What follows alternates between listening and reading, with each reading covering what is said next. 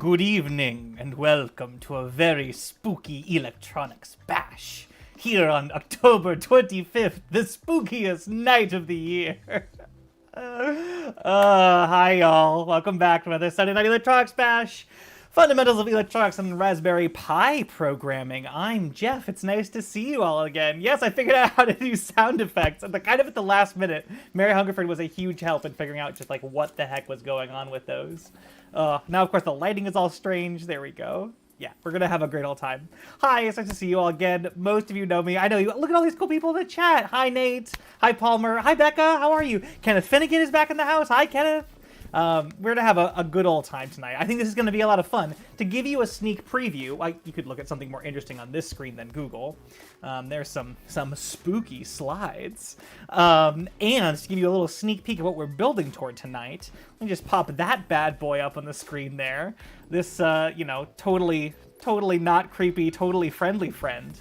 Is going to be the star of the show tonight. We're going to be building as promised, a spooky pumpkin pie. So spooky. Hi, Chris. Nice to see you.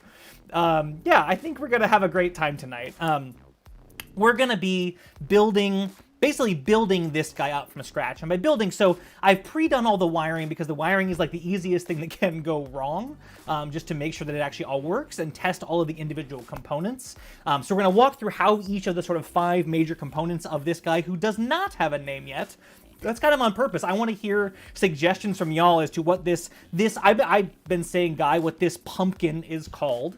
Taking all suggestions. So we're sort of build up the 5 major parts of the pumpkin here, which is servo motor control, high power LED control. We'll integrate a passive motion sensor. We'll play back some sound, and we'll use a web API to tell when it's sundown and the spooking should begin. So that'll be a lot of fun, and then we'll once we've got those 5 parts laid out, we'll build them up into a program that has this guy do spooky, silly things only after sundown. So I think that'll be a good way of playing with those bits of technology, most of which we have sort of glanced through before. Like we had the evening where we talked about web APIs, the evening where we talked about LED control. I don't think we've done sound playback yet, but we'll catch right on to that. But this seemed like a good way to wrap all that together into one big project. Of course, my little guy here, I don't know if you can tell, the background is a piece of cardboard that I spray painted orange. You, of course, don't have to build yours with cardboard. It could be, my original thought, to be honest, was that it was going to be a 3D printed thing, kind of flex those 3D printing muscles a little bit. And then I figured that's a lot of work for a goofy pumpko right here. So just a piece of cardboard it is. But of course you could take all the electronic skills and build them into a project that's whatever shape you want yours to be, of course. Yeah, let's just get to it. I guess the only other bit of business that we normally do is tonight I am drinking a Lagunitas Hazy Wonder. I might have done this one before. It's real tasty and real juicy. I was gonna have one of those stone upside down bottles like I did last week, and I couldn't remember which one I'd had, and I didn't want to do the 2 weeks in a row of the same thing, although they're very tasty, so who can say. But Hazy Wonder, if you're drinking something interesting, even if it's just water, and water is delicious, let me know. Very juicy and tasty. So we just get to it? I think so. Here's a little preview of what we are doing tonight. There we go. Glad that camera still works. It's the spider's hidden by the there we go. Gotta get that spooky spider in there. We're gonna have a good time tonight, y'all.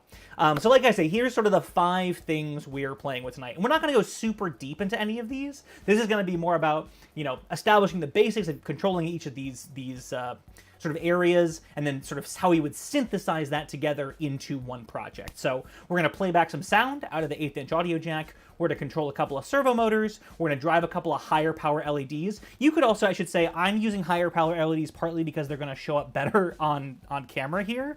I tried it with just little tiny LEDs and you couldn't see them, so I went a little bit higher power, but maybe that's a useful reference for you. And then we've got, we'll use the internet, like I said, to check when sundown and sunup is at my particular longitude and latitude. And then we'll integrate a passive motion sensor to trigger the device. So those 5 things are kind of the overview of today. So here are the Python libraries we'll be using for today. All of these should be pre-installed with your installation of the Thani IDE on the Raspberry Pi. Most of these are in the Python standard library, you know, the bits of code that come with every installation of Python. The two that might not be are glob, though it was pre-installed for me, you should double check. Simple Audio almost certainly is not. That's a little bit more niche. I think because it's been a few weeks since we've done this, I'll just refresh you how you install those libraries. If you go into Tools right at the top here, I know this is small, sorry. If we do Manage Packages, up here at the top, if I search for Simple Audio and search, you can see I have version 1.04 installed. If you didn't have any of it installed, you could come down here and click Install or Upgrade if you wanted to. Simple Audio is a library we'll be using to playback audio in a little bit. It's really simple, hence the name. There are a handful of ways of playing back audio via Python on the Pi. This is just the one that I found that says like both simple and works. A couple of them are simple and don't work. Weird. But Simple Audio is kind of an easy thing to work with. So actually, why don't we start there? Let me open up a piece of demo code. Oh, I should say, as always, all of the code we'll be playing with tonight and all of the slides that I'll be referencing are on my website, jeff.glass/electronicsbash. If you go to the link for the current page, there's links to the current slides, the schematic of our pumpkin person here. Pumpkin person is a good bit of shorthand, right? Until we come up with a name. As well as all of the code. So if you want to follow along with these early code examples, they will be there. Of course, any of the code that we write live in the evening won't be there because I'm not magic. Although, wouldn't that be cool? So I'm going to open up, let's see, which bit of demo code is it here? Play Sound, the Play Sound demo. There's going to be a real simple demo of how we play back. Can make this a little bigger. There we go. How we play back audio in Python on the Pi. It's really dead simple with the Simple Audio library. So first I'm going to import the Simple Audio library. We've done this before, just a way of bringing that chunk of code into our code so we can make use of it. And then we need to basically create two objects. And I've called them WaveObj and PlayObj.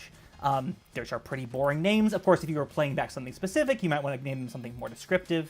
And the way we'll create those objects is we'll say simpleaudio.waveObject.from_wave_file. And you might guess that this takes a wave file, a .wav file, and turns it into a wave object. So that's just a representation of that sound file that Python knows what to do with and that the Simple Audio library can play back. And then by calling that object, so waveObject.play, we will play that file out loud. In fact, let me choose a slightly different file here. Let me use my, I think it's Halloween is how I, Happy Halloween? Happy Halloween. I'm not particularly good at spelling Halloween, I've learned over the course of the past week. So I think this is the file that I want to play here. I'm going to dip the background music just a little bit since we are going to be doing some sound-based things on this evening, but I can turn it up in my own ears. Won't that be nice? So when I run this code, what should happen is I load this file, Happy Halloween, which is in the same folder as this bit of code, and then I'm going to play it. And I'm going to assign the result of this playing to a new object called the play object, and we'll see why in a second here. So if I run this bit of code... Happy Halloween! Can you hear that? Did you hear a Happy Halloween? If not, this would be a good time to do an audio check. Happy Halloween! Huh? Something like that. Oh, that background music really went away there, huh? Oh, it's the quiet track. Yeah, good. Well, good. That's a good volume then. So one of the reasons, so we could just do waveObject.play, right? And this will also work. Halloween. Right. The reason that we assign this to an object here is by basically having a reference to the playing. The state of the object as it's playing allows us to use this other function of the Simple Audio library, which is wait done, which is a really handy little function which allows us to wait until the playing of the sound is done. So I'll say, just to have something to show us here, print sound is done playing. So you'll see, I should dip this background music in to balance what I can hear and what you can hear. So now if I run this, what we should see is that the sound plays, then we basically sleep, we pause right at this line of code until that sound file is done, and then we should see this print out. Right, so if I run that... Halloween. waits. There's like a weird bit of silence at the end here because I'm not a professional audio recorder, and then the sound is done playing and it plays there. So in a situation where we want to say, do something, play a sound, and when that sound is done, like, we want to set the, pumpkin doing something, play a sound, and when the sound is done, change the state of the pumpkin face again. This is going to be a really handy function for us, is this wait done function. That's basically all we need to know about simple audio. You literally just create one of these wave objects for every sound file you want to play, and then you play it. Yeah, Palmer, that's that's me with a pitch shift and some reverb. It's not the last one you're going to hear tonight. I had a real fun time. I had a new microphone to play with, and we're having a good old time. So that's simple audio. Let's do a couple of the physical things. So let me show you how we're controlling the high power LEDs. This actually might be a good time to look at the schematic of the things that we're working with here tonight, which I think is the next slide. Yeah, so this is also, like I say, on the website. I gotta get rid of myself there. I go, yeah, so we can see the whole thing. I know like viewing a schematic on YouTube might not be the most ideal form factor, so there's a high resolution image on jeff.glass/electronic Spanish if you'd rather look at that. Over on this side of the image here is what we're going to start looking at, how we're controlling these two high power LEDs. Oh, Wi-Fi is out. Thanks, Wi-Fi. I'll catch you next time. So rather than just driving these two LEDs off of the GPIO pins directly, because they're going to set up to pull about 50 milliamps of current each, which is certainly more than a GPIO pin on the Raspberry Pi can provide. What we've done here is set up a couple of MOSFETs. Some of my favorite MOSFETs, the IRLB 8721, which I'm sure I featured before. Let's see here. I have a little slide on them. I'm just sort of making up the order here. So here's the little slide on the IRLB 8721. It's an N-channel MOSFET. And by the way, if you have questions about how MOSFETs work, I did a whole stream back in like April on how transistors and MOSFETs work with the Arduino. Same exact principle with the Raspberry Pi. It's just another thing providing voltage to the gate to turn that FET on or off. It's basically, if you're not familiar, you can think of it like a digital switch. You apply a little bit of voltage to, here, we'll go back to the schematic. You apply a little bit of voltage to this gate pin here connected to the Raspberry Pi directly, and that allows a lot of current to flow down from our power supply through a resistor, so it's not an infinite amount of current. Power flows down through the resistor, through the LED, through this switch that we've now closed, our MOSFET switch, and to ground. And that's the basics of using a MOSFET, especially an N-channel MOSFET, as a switch. And we have that twice over, one connected to GPIO pin 23 and one on pin 18. Those choices are entirely arbitrary. It could have been any, but those are two that happened to be easy to plug into from where I had things oriented. And like I say, you could build this exact same circuit just with, little 5mm LEDs, which I seem to have finally cleared all off my desk. But I am using, here, I'll take one of this guy's eyes off. I am using these big sort of star LEDs. Here, let's see here. I can make this a little bit clearer. Boop, boop, boop. There we go. These little star LEDs here is because they're a little bit brighter and they stick down really nicely to the table with sticky tack. Let's get his eye back on there. So driving LEDs in Python on a Raspberry Pi is super, super easy.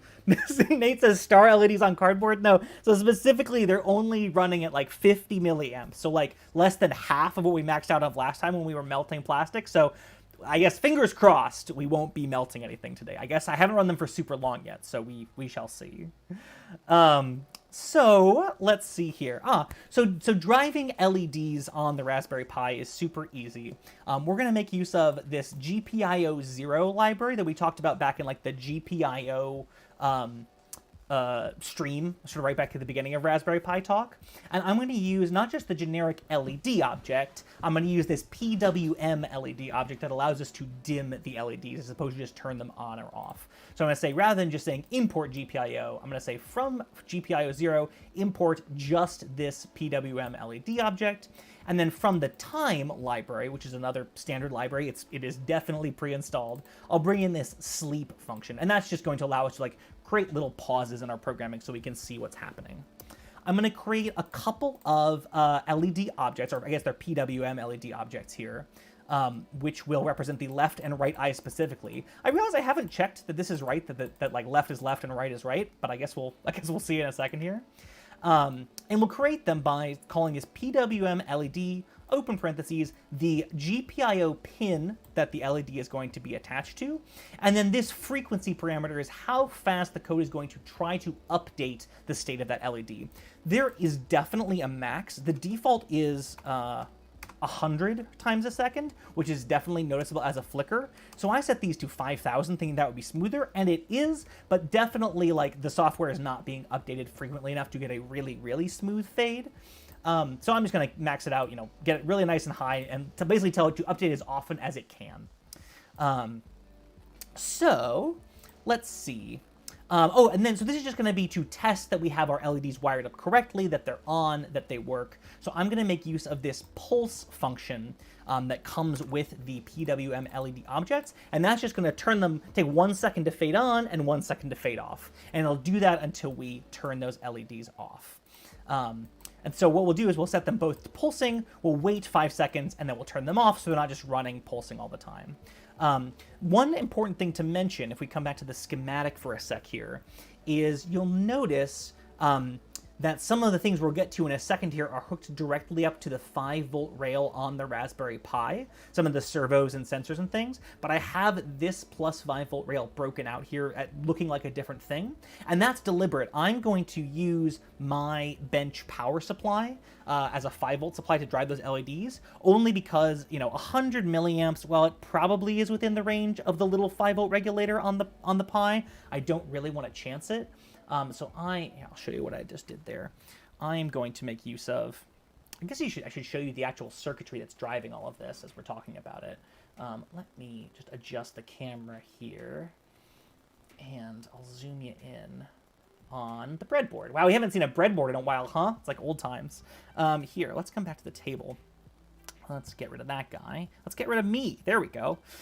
So here, in kind of the shadow of my webcam, we have, let's see, we're controlling LEDs. So here are my two FETs sitting side by side there. They both have that resistor in line with the power rail. So we have the resistor, then we have the output to the LED, which is this pair of wires. Then we go through the FET and back to ground. And then we have a control wire here running back to the Pi itself. And then we have exactly the same thing for the other one. I've got a resistor, in this case a 39 ohm resistor, which is just based on the amount of current that I wanted to have. So we have the resistor, we have the wires going out to the LED, the FET, and a return to ground. And that's just exactly what's in the schematic. So we have power, resistor, LED, FET, and return to ground. So just showing you what that looks like in real life there. That's basically all there is to it to work with those FETs. Let's see here. What's happening in the chat over here? The schematic is a pie chart. Oh, pumpkin breadboard is a real stretch. I'll accept pie chart. Pumpkin breadboard, I'm gonna send back for revisions. So with that circuitry laid out, so now what I need to remember to do, of course, is turn my power supply on. I really should have thought about how I was going to orient this camera so that we could see maybe the circuitry and our friend all at the same time. Oh, that's interesting. Only one of his eyes are on. Huh. All right, let me lock that camera back in place somewhere like there. Sorry for the herky-jerky view. We'll zoom out a little bit. We'll see if we can see everything. Hopefully you can see one of his eyes is on. I think he's probably just stuck in a weird state from the last time I ran something. Let's run this code. Yeah, and you can hopefully see. It's a little hard to see, I bet, with all this light. Let's go back to that table. Let me turn some light off, and we'll run this code again. There we go. You can see the eyes fading up and down, up and down, up, and then they turn off because we've come to the end of our 5 seconds of run. In fact, I think for tonight, we might just stay a little bit moodier. Do something like that, so I'm still visible, but the table's a little bit in darkness. And we can mess around with the settings as we have to see things on the breadboard. We can like turn the work lights on and off, so to speak. Maybe if we get really fancy in the future, I'll put that back on a relay and we can like automate what look. We'll get there. Let's see. Why are there two resistors on the schematic? Oh, good question. Yes, these things do not match. Good catch, Nate. What Nate's catching, which he's totally right about, is... So on the breadboard here, I've got two resistors near each FET, right? I got 1, 2, 1, 2.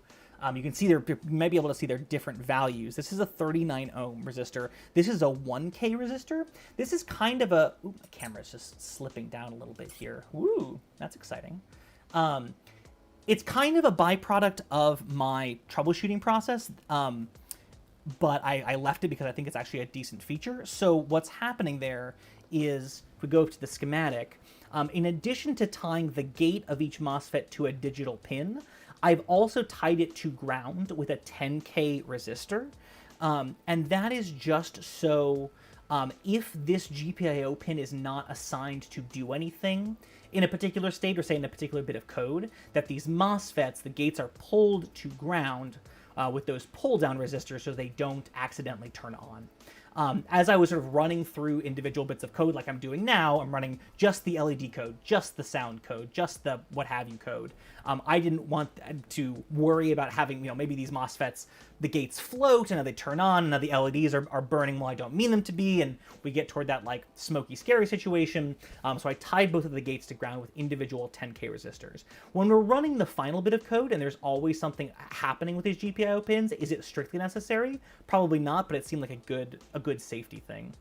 So yeah, 10 points to Nate. Good catch.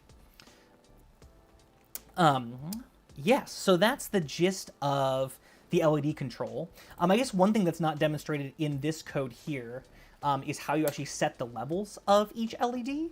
And all you do is just say left eye dot value, say equals, and this takes a value from 0 to 1, where 0 is off and 1 is full brightness. So let's set these each to 0.5, and then you know what? Let's just close off the code right there. So we'll do right eye dot value equals 5, left eye dot on, right eye dot on. That on statement actually I think probably has to come first, because I think the on statement assumes you want them to be fully on. Actually, don't even know if you need both of those. Let's find out. So if I run that, yeah, so I get my eyes coming on at 50% brightness there. If I do dot value equals 0.1, hopefully they dimmed. I wasn't paying attention. There we go.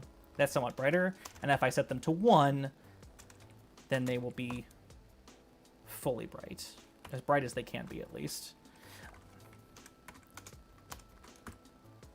Yeah, so we have the ability to sort of manually set their values in addition to doing that pulse function we saw earlier.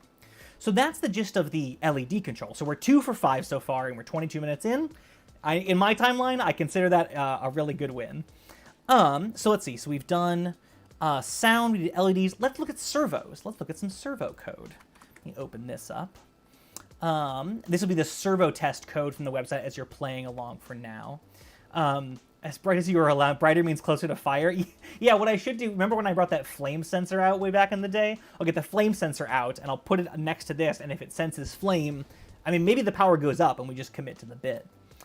So to control servos from a Raspberry Pi, again, we're going to make use of the GPIO0 library. And this time I'm just going to import from it just this servo object. So from GPIO0, import the servo object. And again, from the time library, I'm going to bring in this sleep function. Again, just for testing purposes. Actually, we'll use some of it probably in the final code as well.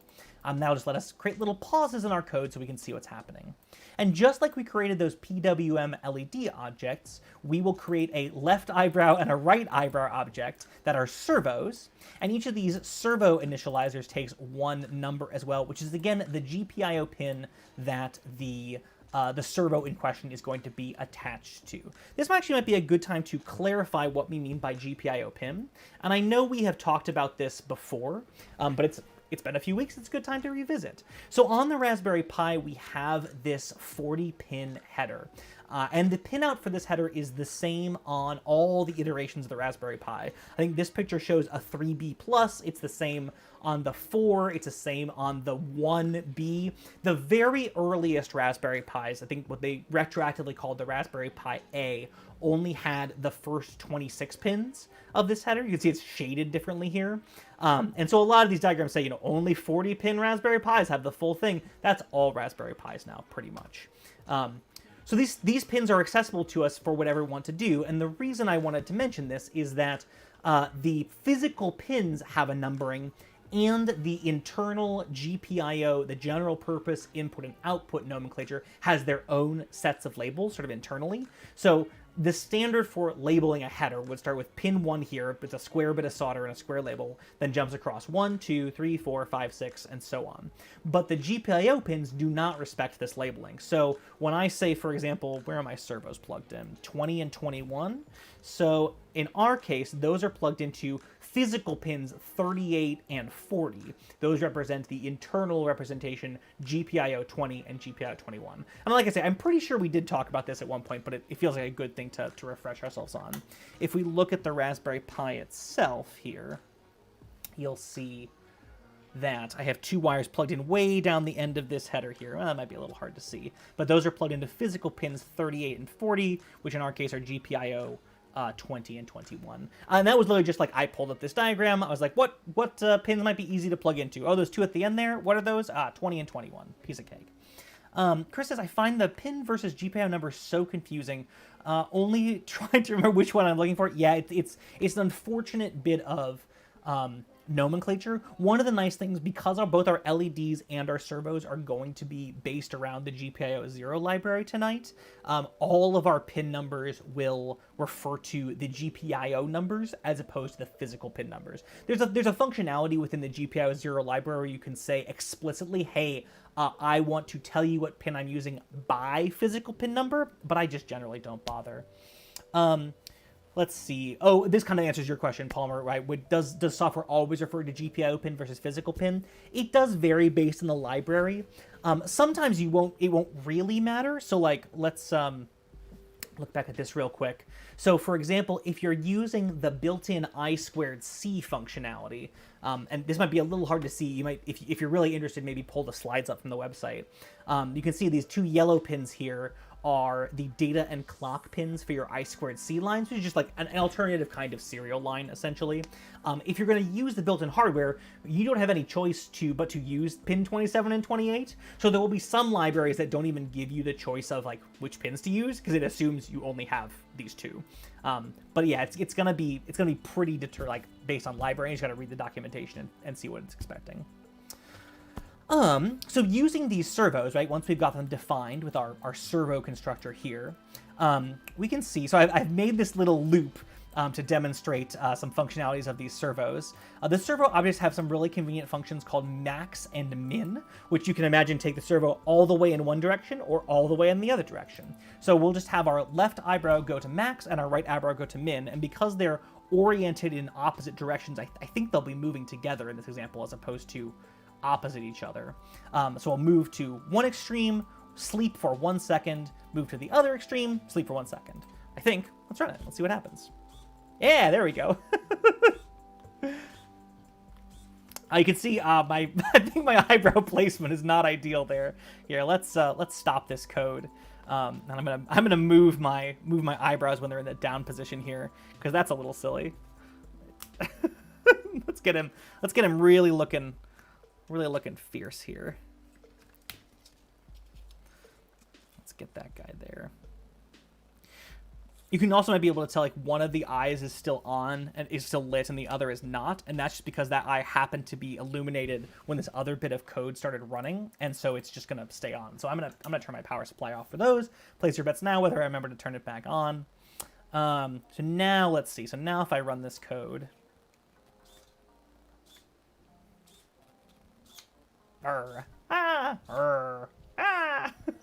Well, that's fun.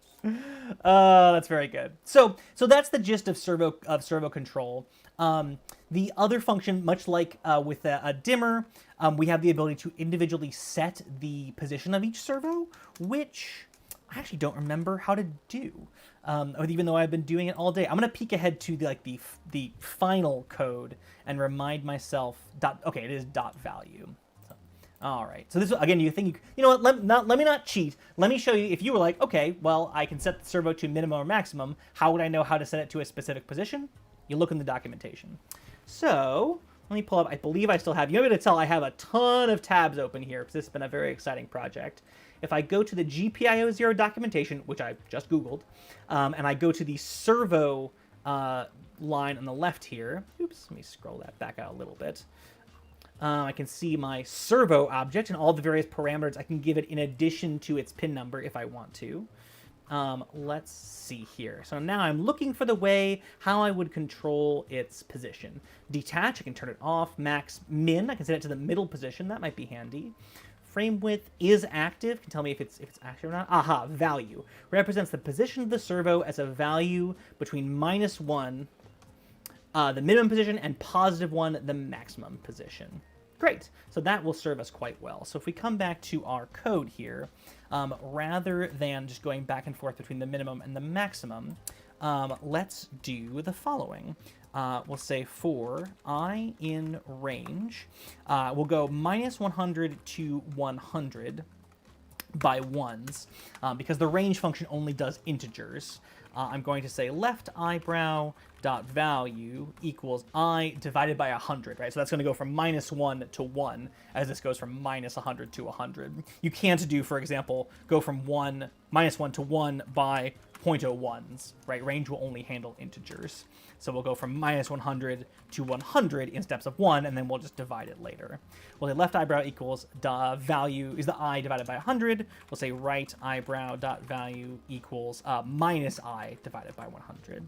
So if we run that, oops, I have a syntax error. Well, that'll be good to fix. We need my colon to start my for loop here. So I have colon indent, right? So it knows I have a block of code that I care about starting here. Let's run that. Ooh. Oh, well, it's got a lot of character, but that's not entirely what I meant to do. I think the problem here is that I'm not delaying by any time between updating those servo positions. So I will do sleep 0.05. That might be a little too slow. 0.01.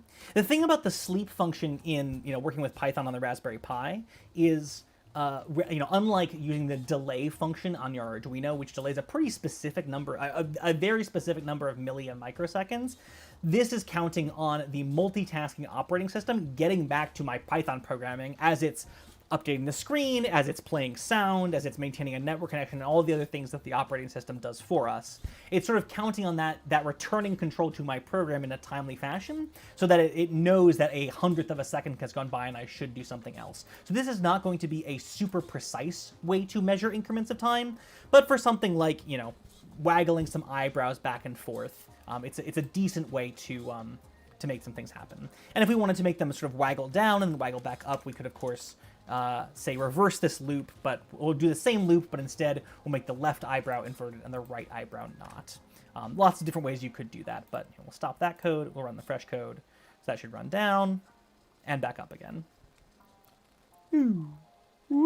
So using that dot value statement, setting the value parameter to somewhere between -1 and 1, we can control the position of our servos. Cool? As longtime viewers have definitely commented before, this is the point where I ask for questions, which is really just an excuse for me to take a sip of the beer. So, questions?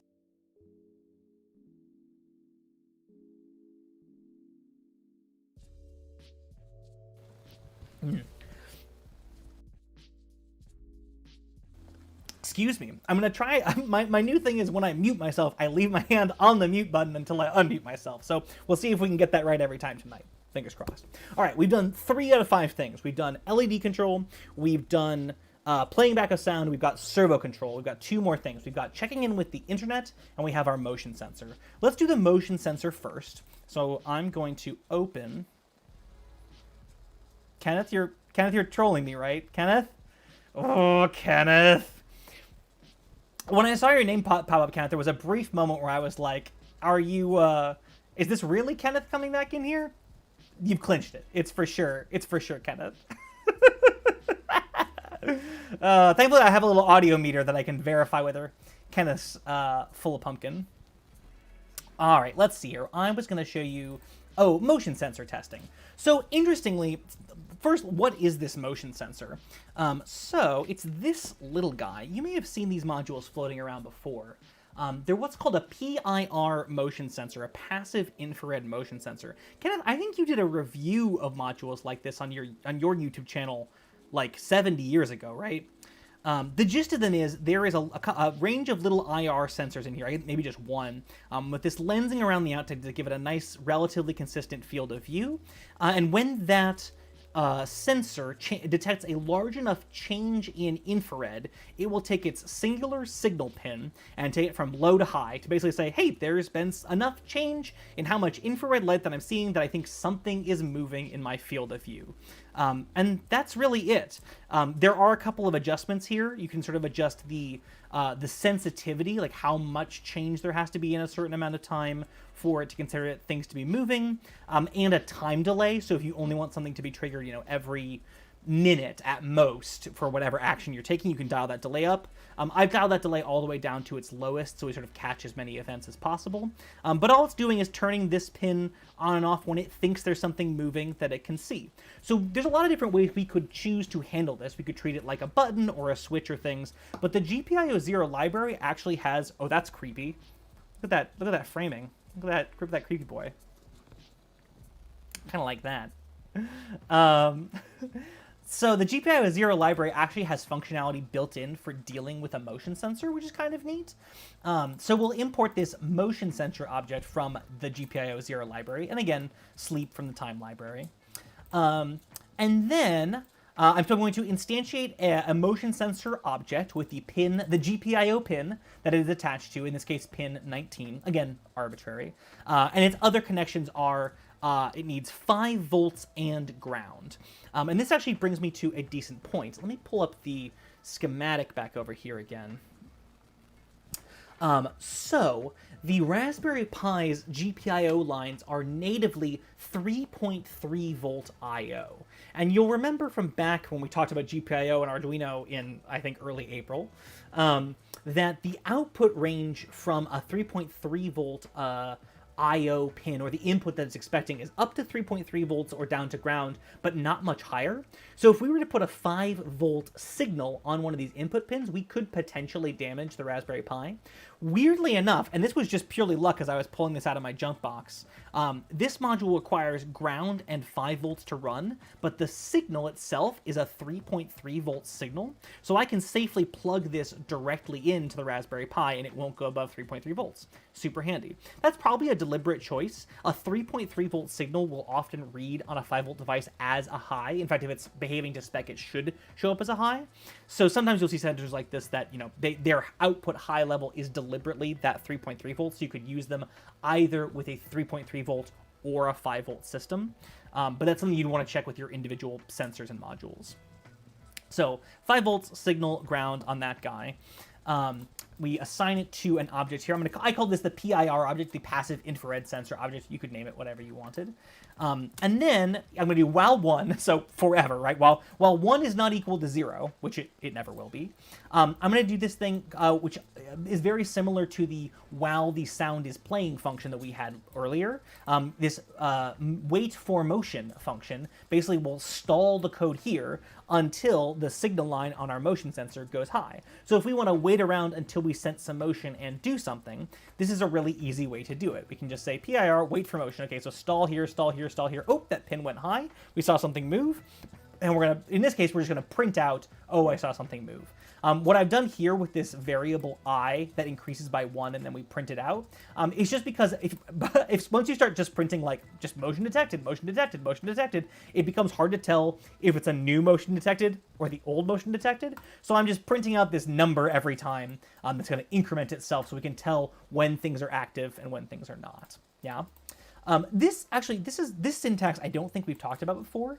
This is an easy way to insert variables into your print statements. So we've, I think in the past, been looking at statements like print motion detected, close quotes, plus string I.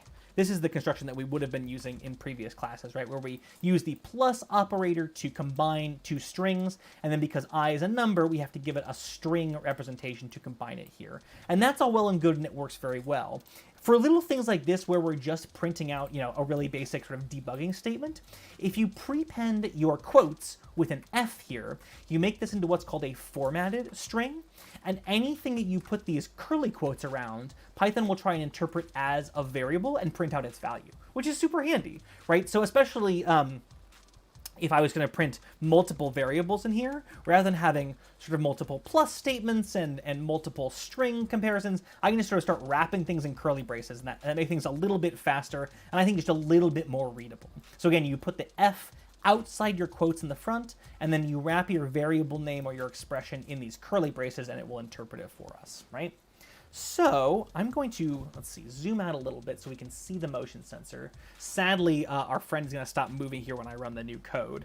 So I'm going to cover this. Now, the motion sensor does say in its documentation it takes a little bit of time to boot up.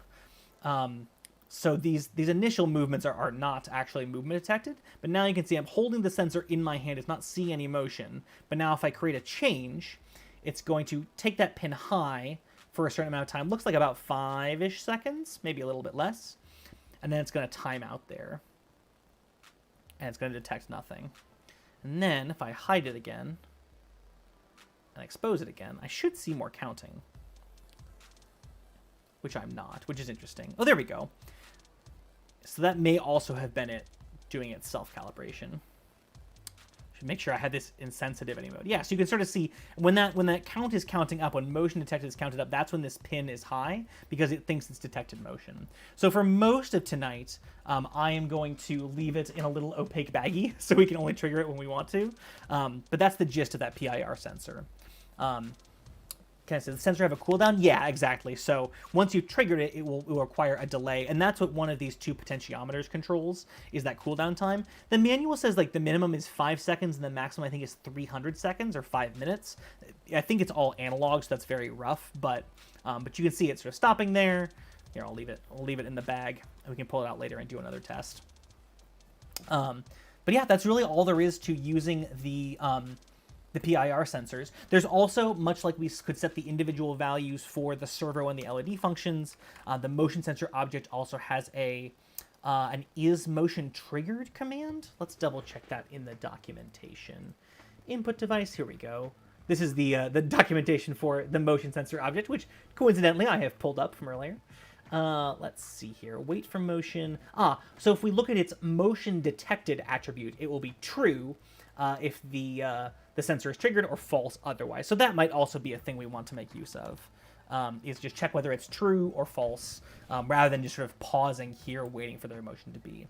Kenneth says it expects for there to be humans moving around a space. Yeah, so all of my like flashy with my hands is probably not what it was designed for. This would be the kind of sensor like if you were if you ever walked into an office building in a room and the lights turn on, probably this kind of sensor. Certainly the like you pull into your driveway and your driveway lights turn on, that's going to be exactly this kind of cheapy sensor. Room occupancy, not so much like beam brake detection, like is my car going to hit something? But is there somebody there or not? Do I want to like ring a bell because someone's entered the shop? That kind of sensor. All right, we're 4 for 5. Let's look at how we're going to get our information from the internet. So this will be the sunrise sunset test code if you're playing along with the code online. And we're going to do, it got just a little bit funky. So I don't know how many of you watch Tom Scott's YouTube channel online. Big ol' nerd. Delightful.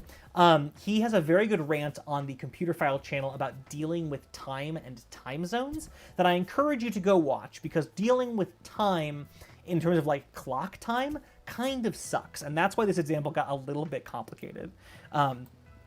So I'll walk you through the simple part, and then I'll show you why I had to make it a little bit more complex for this evening. We're going to use this requests library that we saw in our class about dealing with the internet with a Raspberry Pi. That's what's going to let us sort of get information from a website or from an API, make an HTTP request to somewhere. And then I'm also going to bring in a couple of things I'll need later, specifically this datetime object from the datetime library, and this TZ or time zone object from the dateutil library. It was kind of a rabbit hole to figure out exactly the things that were going to work for me here, and I'll explain these in a second. But basically, I'm going to want to be able to understand the date and time information that my sunrise and sunset API is going to give back to me, and then to convert it to my time zone, I need a little extra lifting as well. So we'll see that in a second here. So those of you who were around for the interacting with the web class will remember this requests library. we use requests.get to fetch the contents or the web of a web page, or some information from an API. In this case, I was Googling, like, how do you find, like, someone must have a thing where it tells you when sunrise and sunset are at a given place. And it turns out sunrisesunset.org is that place. Let me show you. They do require attribution for use, so you can consider this my attribution. This is sunrise-sunset.org, and they have a very simple API. It's very well documented.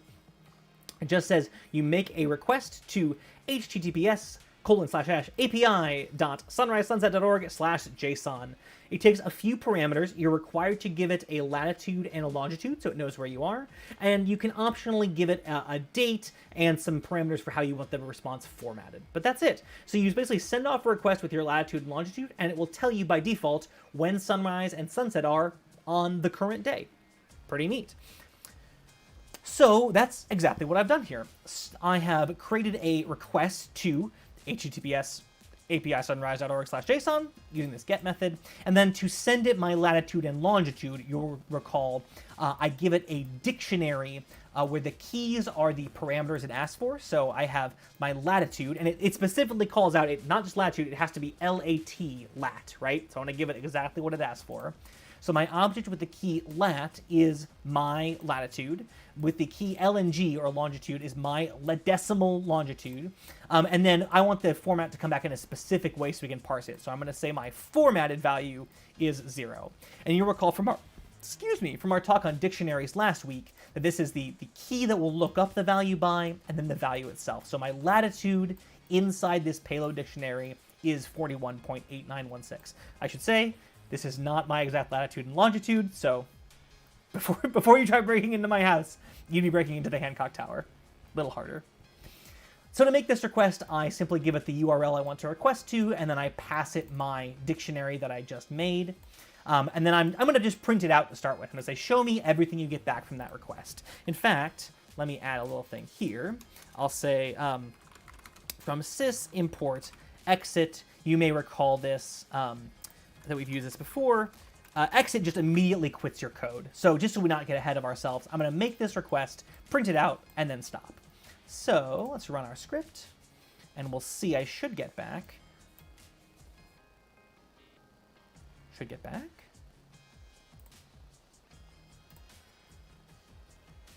Should get back some information. It'd be a real sad demo if this doesn't work. Print r.json. It is running. Oop. Failed to establish. Oh, we did this earlier. So I'm having. Oh, this is not good. Max retries exceeded with URL/JSON and formatted. Failed to establish new connection. Not great. There we go. Okay. So it just took a few times. It was having some trouble connecting to that website. Maybe on my end, probably. So this is the dictionary that it gives back to us with the results of my query and a status, which is, okay, I got it back. We can see within this dictionary, I have a smaller dictionary with a bunch of information in it, like when the sunrise is. So sunrise today is the next sunrise, I guess, is on October 26, 2020 at 12:17 UTC, right? Universal Coordinated Time. Ken says maybe find a less flaky website if you're following along at home. Yeah, it's not a perfect solution, but it was free and with attribution, so I don't hate it too much. I'm sure there is also a library out there that, given your latitude and longitude and time of day, allows you to compute sunrise and sunset. That might be the more robust solution. But I really, to be honest, I needed an excuse to like get web interactivity in here to like wrap that in, because we've been talking about that in the past couple weeks. So here we are. So we get our sunrise and specifically our sunset times, as well as solar noon, length of day, nautical twilight. So you can go and look up like what all the different kinds of sunrise and sunset are if you're really interested and you're a nerd. You are all nerds. You might enjoy looking that up. But really, we're going to make use of our sunset time here to do most of our interaction with. And it tells me that sunset here is at today 22:51:33 or 8:51:33. No, 10:51:33 Universal Coordinated Time. And I'd really like that result to be in my local time zone. So how are we going to deal with that? Well, first of all, this thing that I just printed out, r.json, just the dictionary version of this response, I'm just going to assign to an object. I'm going to call it J. And then within J, I'm going to look up the content under results, right? So if I look down at my content here, I say, okay, results refers to this entire new dictionary, but let's just pull that out. And then within that dictionary, I'm going to pull out the data corresponding to sunset. So that should give me just this string representing a time. And now when I pull that out, it should print sunset is at time UTC today. And again, I'm using this formatted string with the curly braces just to make it a little clearer what's happening here. And again, we're going to exit our code right there just so we don't get ahead of ourselves. So we can see when I ran that code, pull this back up, we got the whole dictionary of responses, and then we said sunset is at this time today. Great. So we're one step closer. We have that sunset time isolated. And now I'd like to convert it into my local time zone. And this part is more implementational. I wouldn't worry about too much unless you're really interested in dealing with time zones. But one thing I did was convert that string, which is some letters and numbers, into a date-time object that Python knows how to deal with and sort of has a concept of as a moment in time. And because this string, this, 2020-10-26-T22 and so on is a pretty standard format, I can use this from ISO format method on that string to give me a time, a date time object that represents the same time as this string. And then to convert it to my own time zone, I have this new object called sunset in my TZ, which basically takes this sunset time and represents it as time zone with a new time zone object, America/Chicago. Like I said, you can dig into the details of the code if you want. Just know we have a way of getting my local sunset time using these time zone objects and then printing them out. So now if I run this code, oops. Ooh, no response again. So maybe this is not, as this kind of says, an ideal API to rely on in production. But here we go. Cancel says, there's math algorithms calculated yourself. Yeah. So like the nice thing about this library is in theory, it's handling like, when Russia went from the Gregorian calendar to the Julian calendar to the Gregorian calendar at some point in time and like jumped over things, right? Or changes in time zones or countries changing their time zones or things like that. Well, if this API would work, I could certainly show you this example. It's very strange. I don't think it's that I flooded their API.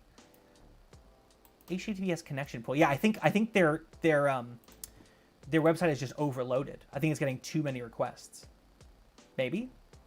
Anyway, we'll be able to hard code the sunset later if we need to.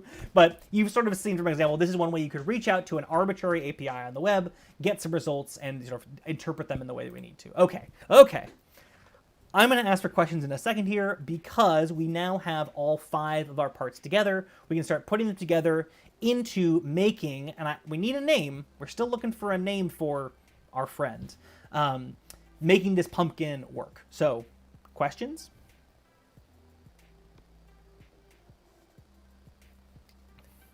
I guess one way to not leave myself muted is just to not mute myself in the first place, but I imagine that's not very pleasant. Yeah, Kenneth's going to start us up a relatively imprecise. I guess, for certain values of location, I'm sure that would be accurate. Okay, so let's start building some code together. So here's how I would think about. Let me show you the code. That might be a nice thing to do. Combining these into a thing that is sort of one unified bit of code. Because essentially what I've written here is 5 little discrete test programs. So I've got the LEDs working. I've got the play sound code working. I've got servos. I've got a motion sensor. And in theory, I have sunrise and sunset working. How do we start to combine them into one bit of code? Well, one thing I might do is just basically lump all this code into one program and make sure it's not conflicting with itself in some weird way. And this I think will be one of the last things that I sort of bring in whole cloth before we start writing our own code. Let's see here. Pumpkin Pie Basic, is this what I was thinking of? Not quite. Well, we'll get there in a second, I think. Servo test, sunrise test, play sound, None of this is quite... Oh, altogether test is what I was thinking of. And this is definitely on the website if you want to play along at home. And all that this altogether test is just me bringing in basically all of the libraries that we have used in all of the bits of our example code, right? So bringing in Servo, PWM-LED, I'm going to need requests and date time and date util, and simple audio. I'm also going to need, because I think I added this later, motion sensor is going to need to be in here. And then I'm just going to basically bash together a bit of code that runs all these things more or less at once, or at least sequentially, to make sure that, like, I don't know, all of this code is relatively straightforward and clean, but once you start downloading other people's libraries from the internet, it's good to do a sanity check for, like, does, you know, assigning a servo to pin 21 for some reason turn off the LED on GPIO 18. It shouldn't, but it's a good, like, sanity check to check. So I basically just copied and pasted a bunch of the code from all those samples into here. I've made a wave object, I made a left eye and right eye object. Literally, this is just copy paste servos, and then I'm making my request here. And first of all, so this code should really not do much other than create these objects and requests. I don't even think it prints anything. Yeah, so it, you know, just to make sure that the code does compile and doesn't do something strange. And then let's just have it do a few things. So we'll say left eye dot value equals 0.5. Right eye dot value equals 0.1. This would be a good chance to see if I got the eyes and eyebrows right. So left eyebrow dot value equals 1. Right eyebrow dot value, let's turn it down a little bit, equals minus 0.2. We will do play object equals wave objects dot play. Is that the right syntax? This is the other nice thing about having, like, done these little bits of demo sample code first, is now I have a really easy way to refer back to, like, oh, how do you play sound? Is it play? Is it play sound? No, it's just play. And then we'll print out the results of our get request, assuming it works. So we'll come back to the table here. Let me spooky it up a little bit, and we'll run a little bit of code. After today, I'll probably get turned into pie. Well, that's pretty sad. You know what it does remind me, though? I did forget to turn on my power supply that's driving the LEDs, so I might get turned into pie. After today, I'll probably get turned into pie. There we go. So now I have my servos. Oh, my servos are not really moving. Right eyebrow dot value equals minus 2. Interesting. Equals minus 1.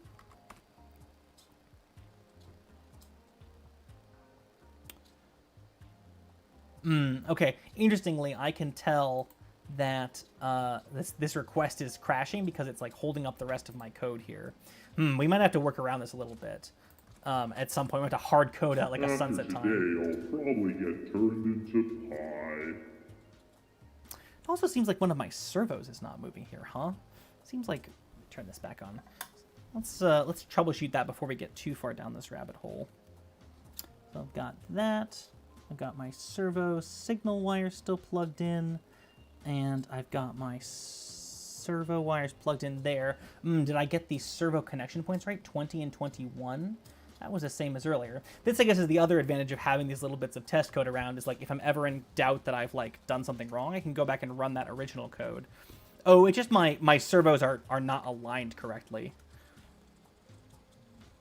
I think my my physical bits of paper are not aligned correctly, but that's all right. So we'll just run some other bit of code here. Well, that does a thing. I'll just move these eyebrows back so they're kind of parallel. And now, after today, I'll probably get turned into pie. There we go. Okay, so I have all my parts working together. Let's start to turn this into a bit of code that actually does something interesting. Maybe so. Here's what I've laid out as my goal for this object is that, this would be, you know, if you were actually making a thing, it might be good to type all this out. But I would say between sunset and, let's say, sunrise, although maybe between sunset and, like, midnight is more realistic. If the motion sensor detects motion, then play a selection of pre-recorded sound files, which I'm not going to spoil for you now. And when it does that, each time it plays the sound file, it should do something interesting with the eyes and eyebrows. So from here on out, and then just to like give you a little bit of behind the scenes, I basically went through this exercise for myself earlier, just to like, make sure I knew what I was doing and had everything working. But I think the more instructive thing is for us to sort of build this in real time, and just sort of illustrate the thought process of like building out some of this code.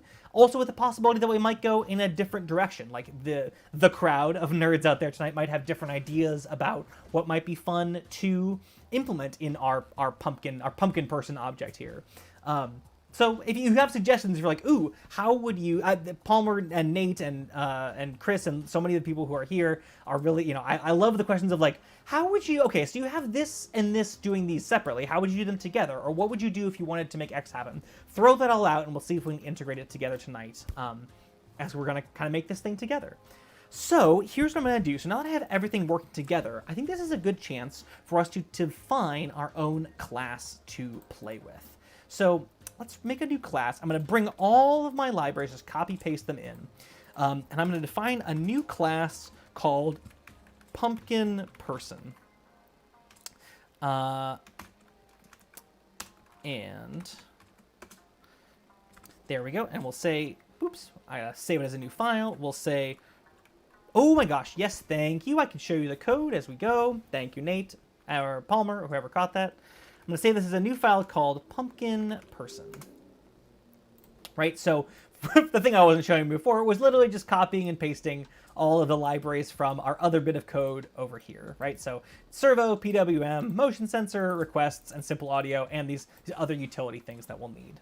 And then we typed out class Pumpkin Person, which you'll remember from last time is the way that we start defining a new class. And this pass statement is just a placeholder that just says do nothing for now. So if I run this code, nothing should happen, but also nothing should crash. So that's a good sign. So let's see, let's first think about what would happen if we wanted to create an object that encapsulates the idea of one of, here, I'm going to show you this guy so I can gesture at him, one of these props. What are the parameters I would need to define to specify the connections for this thing? And those are the things I'm going to want to pass to the init function, or the double underscore init double underscore function, as we talked about last time, also called the dunder init function. This is just the function that's called when we initialize an object. So when we say something like left eyebrow equals servo, and we give it a parameter, we are basically calling the init function of the servo object, which requires that we give it a pin number to start with. So what things are we going to require when we instantiate a pumpkin person?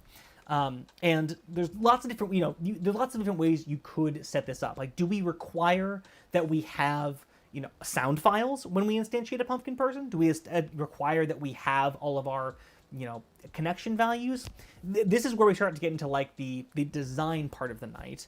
Where it makes sense for me to go is that to have the pumpkin person object make sense, we're going to need, say, where the servos and LEDs and the motion sensor are connected at the very minimum. So I'm going to say that when you define a pumpkin person, you have to give it a list of servos, a list of LEDs, and a place where the motion sensor is attached. And these are just names that I'm making up for these parameters that I'm going to pass in.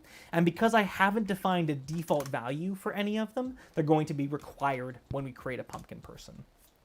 And like all functions that we define ourselves, you'll remember from last week, 2 weeks ago, last class, time, we put this self parameter first here.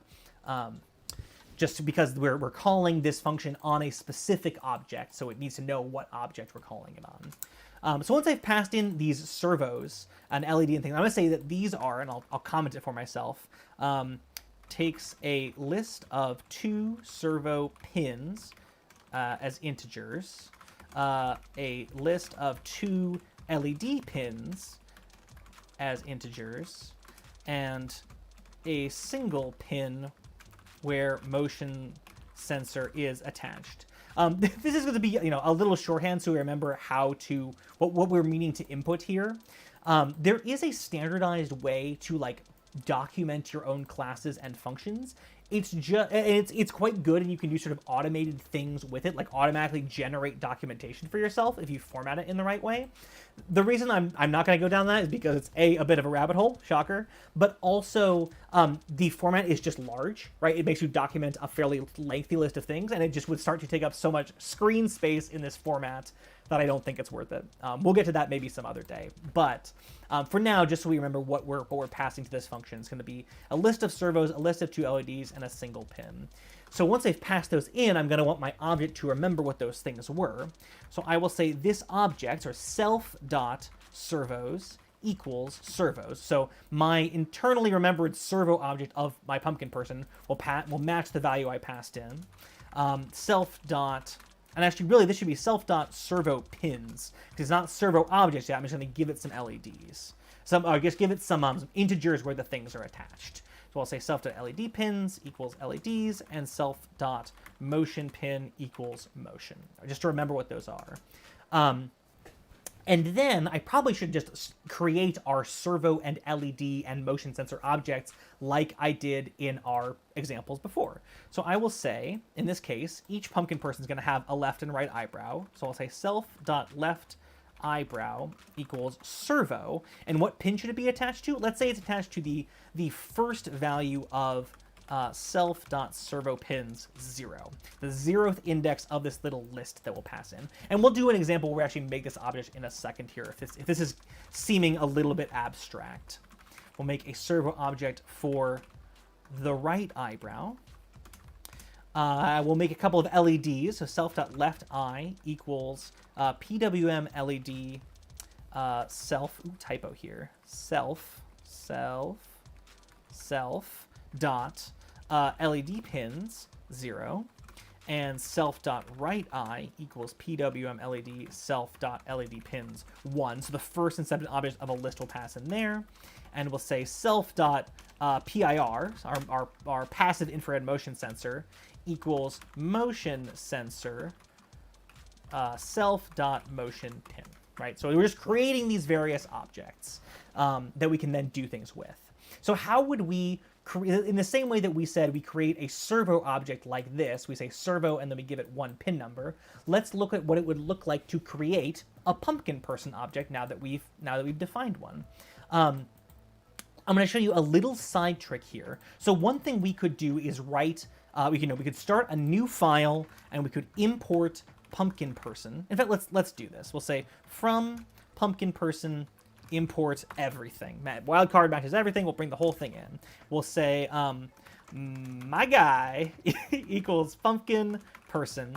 And then I'm going to need to give it those lists of parameters that I just specified. So a list of servos for the eyebrows, a list of LEDs, and a motion sensor pin. So actually I have to go back and look at where those are. So 20 and 21 for these servos. So I need to give it a list of pins. So I'll put it in these square brackets here.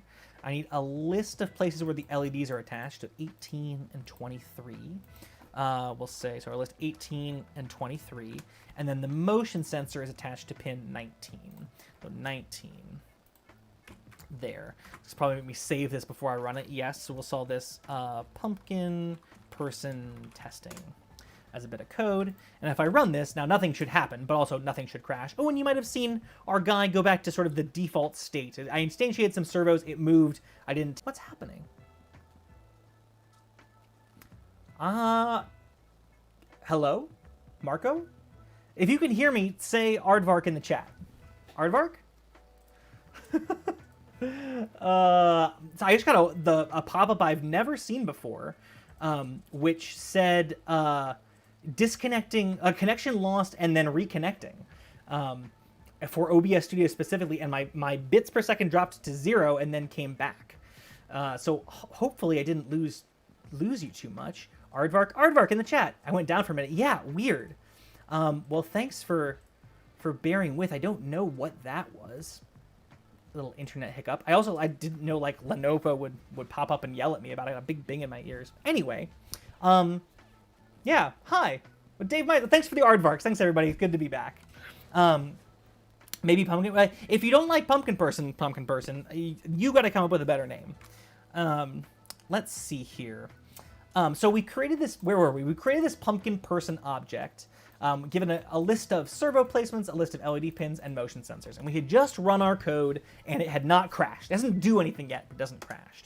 But now if I want to start controlling the attributes of the pumpkin person, I can say, for example, my guy.lefteye.value equals 0.5. let's see, 0.1, and my guy dot right eye dot value equals 1. So if I run that code, now his left eye, well, I guess his left eye and his right eye are at 2 different values. So you can see I'm manipulating the left eye object of my pumpkin person, right? My left eye object is this PWM LED, and I set its value to 0.1. I manipulate its right eye object and set its value to 1. And similarly, I can, do my guy dot left eyebrow dot value equals minus 0.5. I run that. Things tweak around a little bit here, and so on. So now I sort of have all these, I have the LEDs, the servo motors, and the motion sensor encapsulated into one sort of object, which is nice, but it seems like we could probably make life a little bit easier for ourselves. We might want a functionality, in fact, I think it's going to be very useful to have a functionality that sort of resets everything to 0 at the end of our code. Like right now, this code finished running and the eyes are still on and the servo's still active. I'd really like to be able to say, hey, pumpkin person, turn your LEDs off, set your servos back to the middle so we can tell when we run the next bit of code. So I could do that in my driver code here, right? I could say, my guy dot left eye dot value equals 0, my guy dot right eye dot value equals 0, my guy dot left eyebrow dot value equals 0, and my guy dot right eyebrow dot value equals 0. Whew. And I know I've made a typo there, right? So I could say, if I have my sleep function imported, import sleep. Right, so I could type all this into sort of my controller code here, and then I could sort of copy and paste this chunk of code, to wherever else I might need it in my code. I can imagine the ability to sort of turn the eyes off and center the eyebrows might be a really useful thing to have in many places, and so I could just copy and paste this everywhere. There it goes, went back to sort of its neutral state. But there's actually a smarter way to do this, which is to encapsulate this in our own function. So we'll go back to our pumpkin person class, and we'll define a new function for our pumpkin person. So I'm going to use this def keyword that we talked about last class to define our own function. And I will call this function go to neutral. It's going to take no parameters that I want to give it. I'm not going to say go to neutral with a parameter of some other value, right? It's always just going to be go to neutral. But I still need to use this self keyword because it's going to be one specific object doing this thing.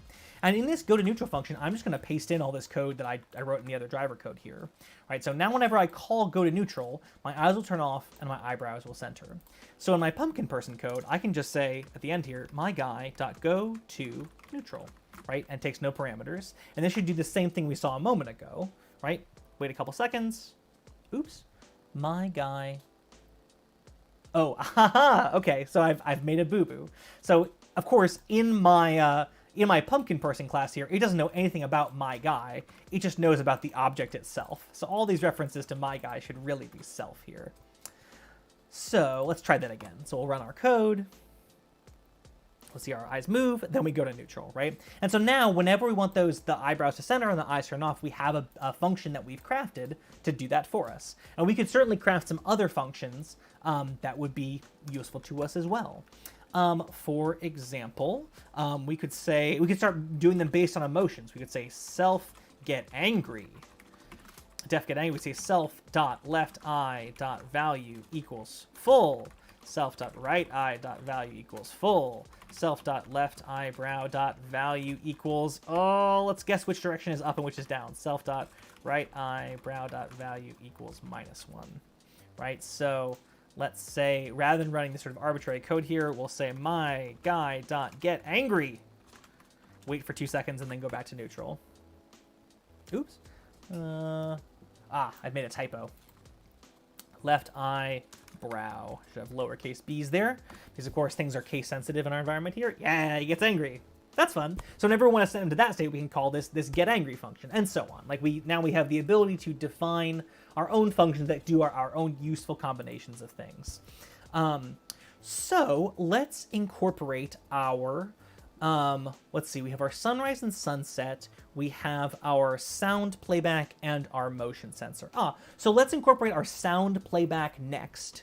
So we'll sort of have it sort of doing the thing that we want it to do, right? Changing state, playing a sound, and then we'll have that trigger via the motion sensor, and then we'll restrict that to within sunrise and sunset. That kind of seems like a logical order to tackle these things in. So let's fold in our audio playback capability. So I'm just going to copy and paste. I'm going to use import simple audio here. I guess actually I already imported it into my pumpkin person code. So really what I need is a way to tell my pumpkin person to say something, to play a sound file. And that's going to want to be some kind of wrapper for the things we already know how to do. So I'm going to copy and paste a little of my test code from earlier. We'll say def play sound. I'm not quite sure what parameters it'll take yet, so I'll just give it self for now. We'll figure that out in a second here. So let's see, how do we need to modify this to make it a thing that this object actually does? I think what might be helpful here is right now this, it'd be nice if we could give this play sound function just a file name and have it play it. I think that'd be helpful. So let's, instead of giving it a hard-coded sound file, we'll say you pass in a file name and it plays it, but it doesn't wait for it to be done, right? So now instead of having to remember the syntax of how this is, I can just say pumpkinperson.playSound and it will. So let's see here. So we'll get angry. We'll say myguy.playSound, and the sound it's playing is happy Halloween.wav. We'll sleep for 3 seconds and we'll go to neutral. So in theory, if I still have all the volume set up right, Happy Halloween. and we reset to neutral. That's pretty good. So again, so rewriting this sound playing code as our own function. I mean, I've just replaced 2 lines of code with 1 essentially, right? Rather than doing this each time I want to play a sound, I can just say this. I think this is more readable for my purposes than remembering, okay, I do simple audio.waveObject.this. I just want my pumpkin person to say something, and he wants to play this sound file. So that's pretty good. So now I have him playing back this hard-coded sound file. It would be nice if he could play back other things.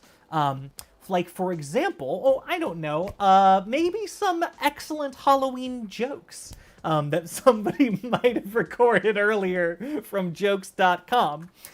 So what I will do here is say, for example, let me look at what the sound files are called in my jokes folder here.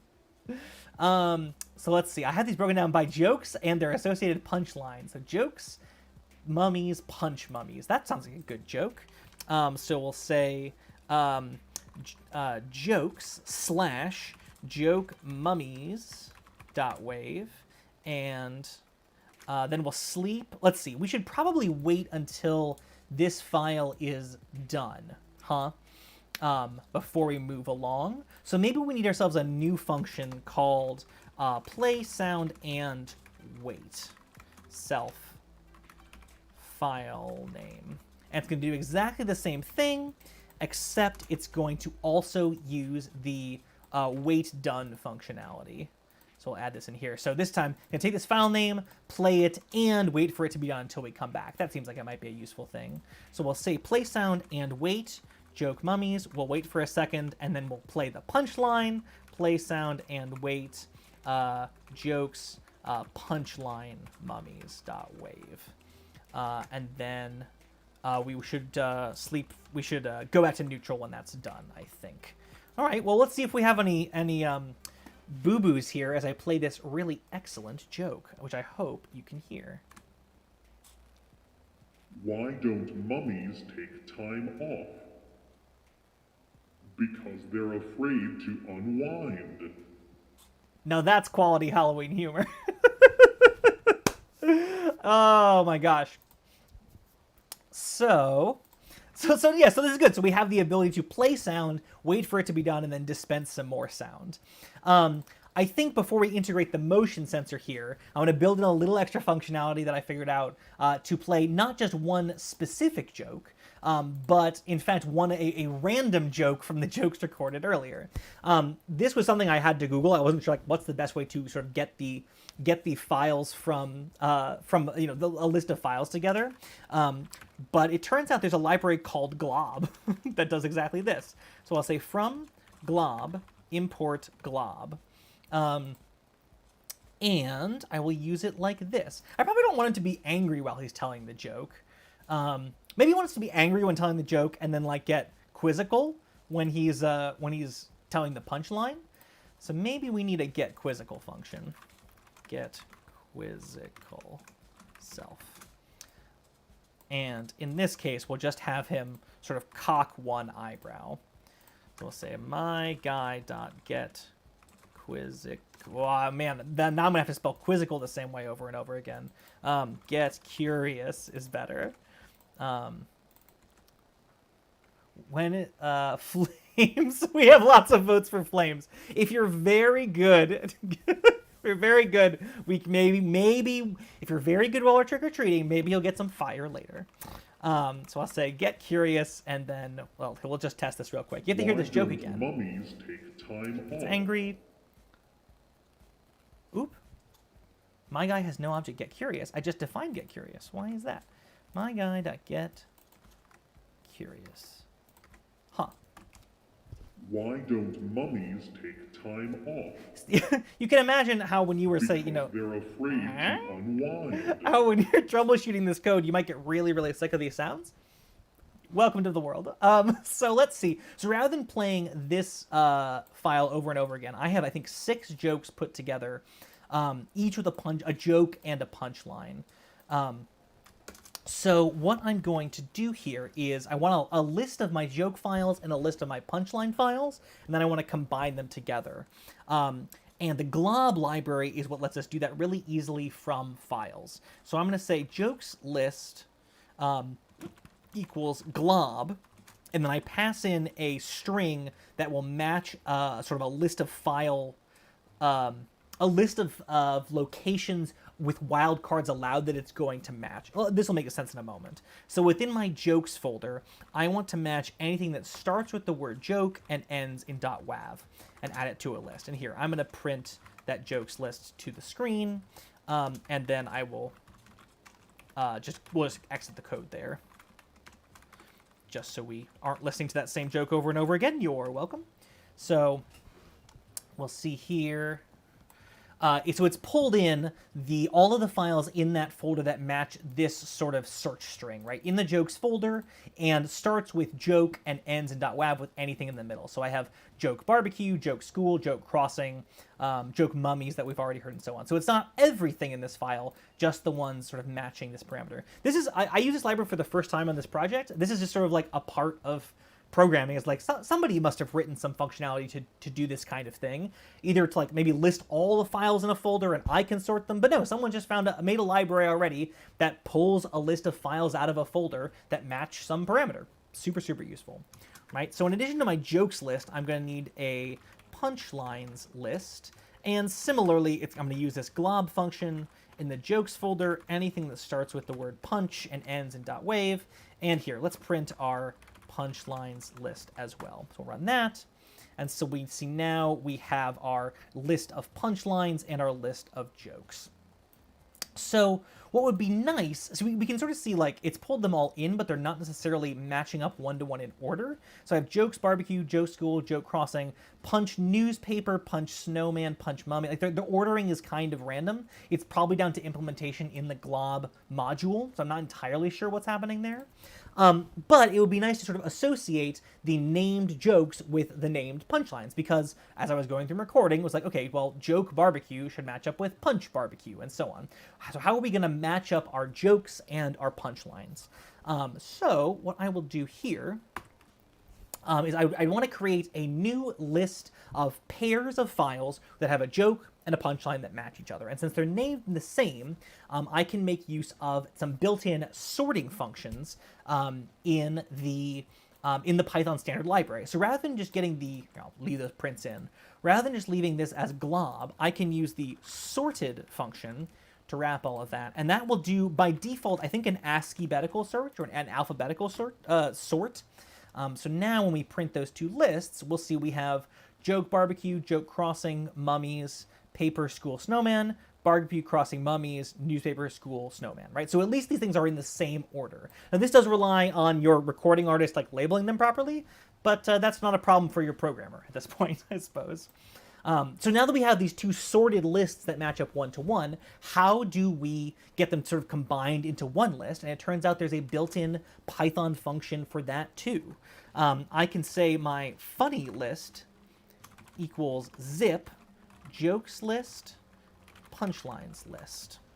And here, before I do that, so we'll build our jokes list and our punchlines list, then we'll zip them together, and we'll print out the resulting list, and we'll see what that looks like.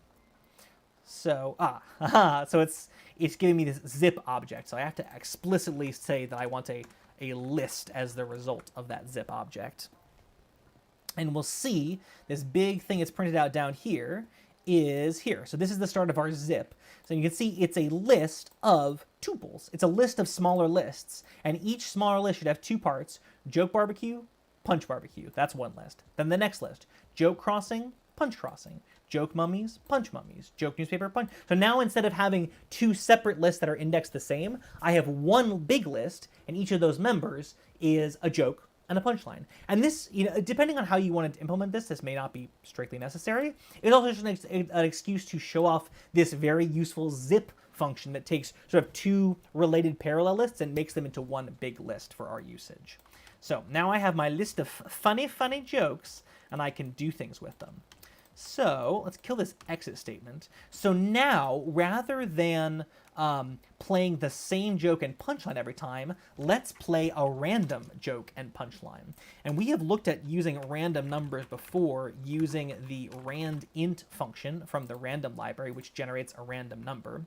So I'm going to say joke selection equals randint between 0 and the number of jokes I have to tell minus 1, for example.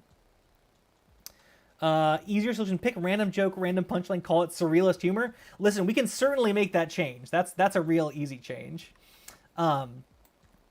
So what I want to do is I'm creating this index into my list of funny things. That's going to be sort of any one of my random number of jokes. And you'll see, rather than hard coding in that I have only 6 jokes to tell, now if I add some more jokes and punchlines, this will update automatically and will sort of fold more random jokes into our very funny selection of humor here. So then rather than sort of hard coding one joke in here, I can say play the member of the funny list at position joke selection, which you will call is itself a list, right? So if let's open this back up here. Here we go. Right? If this whole thing is my funny list, then let's say I pick the number 1, right? The member of this list at index 1 is this smaller list whose first member is the joke and the second member is the punchline. So what I want is to play funny list joke selection 0, play it and wait for it to be done. Then I will play the second member of that small list, funny list joke selection 1, then go to neutral. And just so we know what we're looking at here, I'm going to say print now playing joke, and here we'll use our formatted string again, f, now playing joke number, and we'll just have it print out which joke we're playing so we can have a little better sense of whether we've seen this one before. All right, so now, with a little luck and no typos. What does a skeleton eat at a barbecue? Spare ribs. Now that's a good joke. So now if I run this again. What's a witch's favorite subject in school? Spelling. Man. I'm like having a kind of dissociative episode listening to myself pitch shifted here. It's kind of great. So, yeah. Oh, yeah, let's be clear. This does not get better over the course of the night. This is the bar of quality. I don't think you come here for excellent humor. You come here for programming and occasional fire. So now we've folded in the ability to play sound. Let's have it now, instead of just playing once when we run through the code, let's have it be triggered by our motion sensor. So basically what we're going to do is wrap everything we've written so far in a loop that just loops and sort of waits for there to be motion. I only really need to generate this list of jokes once, right? I don't need to regenerate this every time I see motion. So we'll leave that outside the loop. But I'll say while true, and I'll just wrap this whole thing in a loop, right? So now, if I just ran this now, it would just play random joke after random joke after random joke. And I won't. Why don't mummies take time off? Right, so we don't need to see that play random joke after random joke, right? But you get the idea. It would just loop and loop and loop over again. And all I'm going to do is at the top of my loop here, I'm going to need to, well, comment it for now. We'll say wait here until motion detected, right? So the way we detected motion earlier is we had this PIR wait for motion statement, and we have, oh yeah, he's gonna be furious as he's waiting for me. Right? If I tilt him up, he kind of looks at me, which is kind of unfortunate. So what I will say is my guy, dot PAR dot wait for motion, right? And we should just wait there until we have motion detected. And here we should probably say that when we start, we should say my guy dot go to neutral. So if I do, exit with him when he's in some other state, he at least starts as, now let's see. Oh, I also should define my pumpkin person outside the loop because I don't want to be redefining this every time I go through. The pumpkin person my guy should be defined out here. So we'll instantiate him and we'll set him to neutral, and then we should wait for motion. Let's see how that works. Why don't mummies take time off? Because they're afraid to unwind. So now, what I also might want to do is put in a delay at the start here that waits while we're waiting for the motion sensor to calibrate. Maybe Why did the vampire read the newspaper? Maybe we'll sleep for 5 seconds there. He heard 10 seconds. Great circulation. That's a good joke. So here Why don't mummies take time off? All right, we're just gonna make that a little quieter. Because they're afraid You get the idea. to unwind. All right, so if I cover this, What's a witch's favorite subject in school? Spelling. All right, so no motion detected. I've got the motion sensor covered, right? So no one's walking by. And then when something changes, when somebody walks by, what do you get we when play you some sound. cross a vampire and a snowman? Frostbite. Good jokes. So really, part of the beauty of doing all of the sort of hard work of getting these things working in their own little snippets of code is all I had to do. What do you get when you cross a vampire? We get the idea. Well, I've thrown one of my speakers on the floor, so that's going to make things a little bit quieter, which might actually not be a bad thing. Okay. All right, let's stop that. Stop it. So all I had to do to turn that bit of code that was, I run the code once and it plays a random joke into, sort of loop forever and sort of do it on a trigger was to wrap the thing in a while loop and then have it pause when the trigger is not set. That's literally all I had to do. It did a little restructuring, move the declaration out of the loop and a little implementation to let this sort of pause as it's calibrating. But really, part of the reason I wanted to build this on stream rather than just reading some code at y'all, which I've tried before and I think we can all agree is not super stimulating, is to show you that this is how at least I think about building up a base of code. As I think about a thing that's going to sort of loop forever and do something on a trigger, have that sort of do the basics of it, do sort of the fullness of it once when I run it manually, and then just sort of wrap that whole thing in a loop that does it, continuously or once a thing is triggered. Kind of the advantage of sort of building things up one by one this way.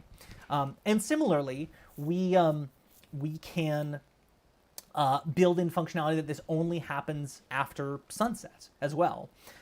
So let's see. So do I want to build that functionality into the pumpkin person or into this driver code? Does a pumpkin person really need to know what time it is inherent to themselves? Maybe. Let's build it into the pumpkin person object just for interest's sake.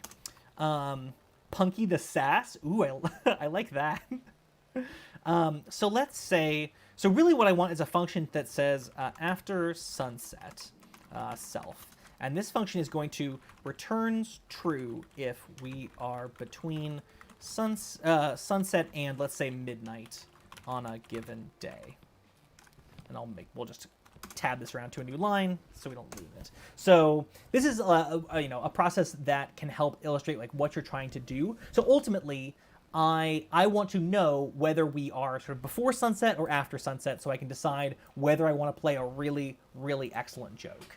And I haven't thought through all the implementation details yet, but I know that I'm going to have this function is going to return true or false. And so ultimately, my implementation is going to look something like, wait for motion, and then if my guy dot after sunset, then do all of this stuff, right? And if it's not after sunset, then we go back around to looking for the motion sensor again. So for the moment, I might just say that this function return true, right? It's always after sunset. Which, I mean, currently now it is. So now I can play my function. It's going to sleep for 10 seconds to, in theory, calibrate this motion sensor. We'll see if that's long enough. But then once it's done so, why don't mummies take time it off? plays a joke. They don't want to unwind. They're afraid to unwind. Good joke. We'll we'll let it neutral, and then we'll crash that code. So this is a practice of writing what's called pseudocode, right? Sort of writing out in English what your code is going to do, or sort of commenting your code and say, this is what my code intends to do. And so I can sort of drop that bit of code into my other code. I can sort of rely on that code doing what I will ultimately make it do to test it in the meantime. And now it's up to me to implement a function which determines whether we are after sunlight here. Gordon the pumpkin? Oh, there is a joke we haven't heard yet, I think, which maybe means I'm off by one in my jokes list. Gord is involved. Demigord? Demigord sounds kind of like a demon. It's kind of spooky. So after sunset here, we're going to make use of some of our test code from our testing of our sunrise sunset payload here. And like I say, if this doesn't work because their API is not super stable, we will hard code in when sunset is today. But I will say params, let's see, .org/JSON. Let's see, I guess I didn't copy and paste very well. Let me see, get this back here. Payload, and tab this all over. Oh, no, all over. Okay. Get.json, params equals payload. Okay, so that should be reaching out to their server, making this JSON request, getting the information back. And then just like before, I am going to... Basically, I've sort of done all of the hard work already by like doing these little tiny unit tests. And now I'm just going to kind of fold them all into one object here. Good question, Palmer. So yes, so this datetime library does rely on the system clock, and the reason that this clock is so wrong is because I was screwing with it earlier to make it be sunset upcoming, if that makes sense. Like I will, if the API works, or even if it doesn't, I will manually set the clock to like 20 seconds before sunset today, and then we can see it sort of not trigger and then see it trigger in real time. Let's see here. I guess sort of not really in real time. So let's see, sunset time, what have I not copied here? Payload, sunset, get the results in JSON, and then, here we go. We'll get our sunset object in my time zone. I didn't mean to move this comment down here, so I'm just gonna cut and paste and put it back at the top. All right, now ultimately we won't want to return true, but I'm going to leave that there for now. So we'll make our request, we get the JSON version of that request, we get the sunset value, we get the time from that sunset string, we get that result in my time zone. Okay, so now we have sunset in my time zone. How do we compare that to the current time? So what I'm going to do is say if datetime.now, which returns this current moment, is greater than sunset in, let's see, datetime.now.time, because I really only care about the time of day in this sense. Sunset in my time zone dot time, return true, else return false.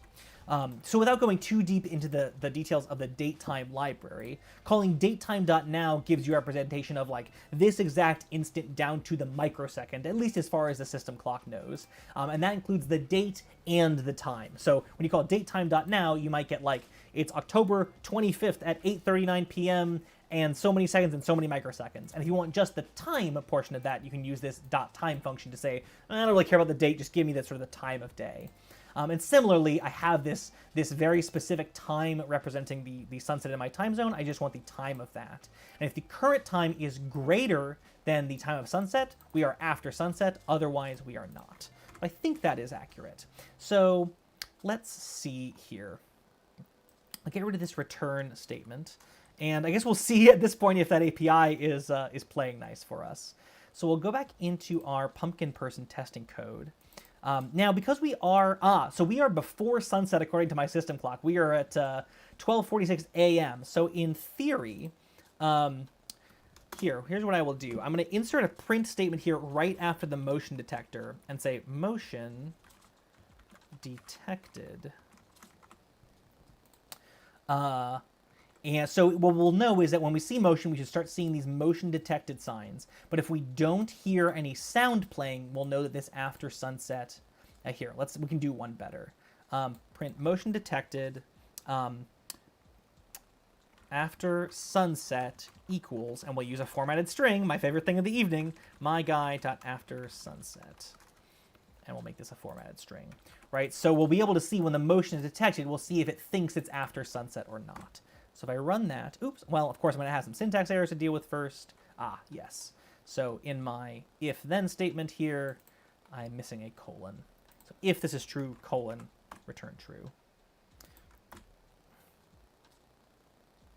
All right, we are running, we are sleeping. I should probably add a little statement here. Beginning loop, just so we know when things have stopped booting up and we're ready to run our code. So we'll run that. Goes neutral. It waits 10 seconds for the... I'm not 100% sure if you have to recalibrate every time this loses power or every time the code initializes. I'm not actually 100% sure what it's doing. So now we're running loop. We should sense motion. Aha, there we go. Detected motion after sunset equals false because according to my system clock, it's 12:48 in the morning. So let's go in and change our system clock so that we are indeed the right time. I made a note of how to do this earlier because it is not necessarily the standard way to do it on a Linux terminal. Oh, you know where I put that information is in the slides. Remember I have slides? We've spent so much time on the Raspberry Pi code. I forgot I have slides. So here we go. So this is the terminal commands for setting the time manually on a Raspberry Pi using the time date control command. The first thing you have to do is turn off NTP or network time protocol, so it's not automatically trying to update the time over the internet, and then you can set the time to whatever you want. So let's do that. Oh, Kenneth knows, of course. It's an internal reference capacitor that charges and needs to stabilize, so it's based on the PIR losing power. Oh, that's very good. So I really don't need to wait 10 seconds every time I start this program. I'll just wait a second for funsies. So let's go ahead and set our time here. It's awfully small. Let's see. Can I Control-Shift+? Yeah, there we go. That's a thing we can see on the internet. Maybe a little better, huh? Let's shrink that down a little. And I will do my commands. Time, date, control, set NTP false. I think I already have. It's going to ask me for my password. Of course, if you haven't changed it, your default password is Raspberry. And I will say sudo time date control set time 2020 10:25 and let's make it 8 p.m. because that's definitely after sunset today. Do that, and it will take a moment to update here. I'm not sure how quickly this display refreshes. It does seem that this display and the internal system time do track each other. Like if I were to run this code right now, it would not be after sunset, but after some amount of seconds, or maybe when the minutes refresh, this display will update and will show that we are back on Sunday at 8 p.m. or so. Let's give it a second there while we ask for questions.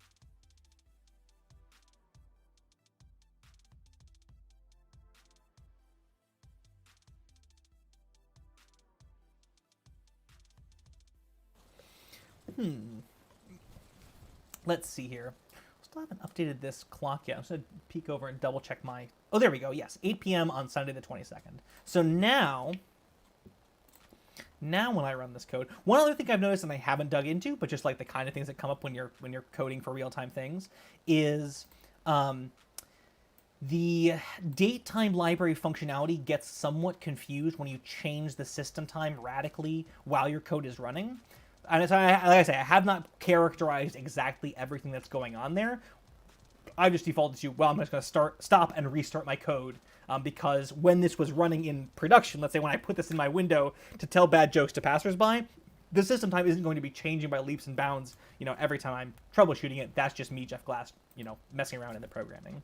So now if I run my pumpkin testing code, I should see beginning loop, and then if I trigger some motion... Why did the vampire there we read go. the newspaper? He heard it had great circulation. Correct, Chris. So right now it is sunset till midnight, and not till sunrise. Now we could do till sunrise. That might be a fun add-on. How are we for time? 8:45 my time. That's pretty good. We got a few more minutes. Yeah. So let's implement a. This is the after sunset function. Let's implement a separate function called before sunrise. So we could say, if after sunset or before sunrise, it would do such and such a thing. I guess the more general thing you could do is like, like if between X time and Y time, do something. But this might be since we have our... Who helps the little pumpkins cross the road safely? The crossing gourd. That was the one I didn't think we had heard. That's exciting. All right, I'm gonna stop this code now. So let's see. So how would we implement the before sunrise function? I guess one thing that's worth saying is what we are not doing any of here is any caching, right? There's no reason for me to be making a separate request to this API every time I run this code, every time I check to see if we are before or after sunset. So this is really not great coding practice. What it should do is say, and maybe this might take a little bit more time to think through the implementation of, but what we really should say is, if I don't already have sunrise and sunset data for a particular day, then make the request to the server and get it. Otherwise, use the existing version that I already have. And there's a few ways that we could think about implementing that, but the lazy way of implementing all this code, of course, is to make a separate HTTP request every time I want to check if we're before or after midnight. So the before sunrise code, maybe we'll implement this and then maybe we think through the implementation details of that as a way to close, just because as we saw in our class about like dealing with web APIs to begin with, the CTA tracker program that I wrote, I ran out of my daily allocation of web API requests because every time I ran the code to make a new map, it was reaching out to the web for hundreds of points of data, and that's just not really an efficient way to write your code. So maybe we were just talking through a little bit of some caching strategies here too. So let's see here. So I would, in this case, in my before sunrise function, I want my sunrise data.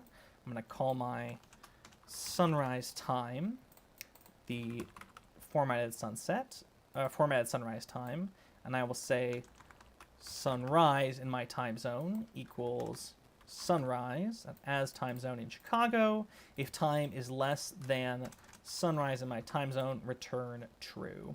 So now, Chris, to your point, this should now be if my guy.after sunset and my guy.before sunrise, then do such and such. Before sun... Oh, you know what I want? It's not and, but or, right? Before sunrise equals, and again, we'll do my guy dot before sunrise. So this is even more inefficient code, right? Because to print out their values up here, I'm actually calling each of these functions an additional time. So every time I go through this loop when motion is detected, I'm actually making 4 separate web requests, which is not great, not really respectful of that person's free API. But here we are. So let's see. So we know this code. Let's see. Let's make sure this code still works since we're here in our after sunset time. We'll say What does a skeleton? Yeah, so after sunset is true, before sunrise is false. That's fine. Spare ribs. Spare ribs. There we go. So we'll crash that. So now, yeah, 'cause it's all script kiddies like me, like slamming their API. So let's set the time to the morning again. Time, date, control. Let's see, sudo time, date, control. Oh, it's so small. Sudo time, date, control. Set time 2020 10 26, and it's 2 in the morning. Oops, gotta have a space in between time, date, control, and sudo. Right, so now when that time updates, it will be about 2 in the morning, which is before dawn. It's a good time to ask for questions. Oops, for questions.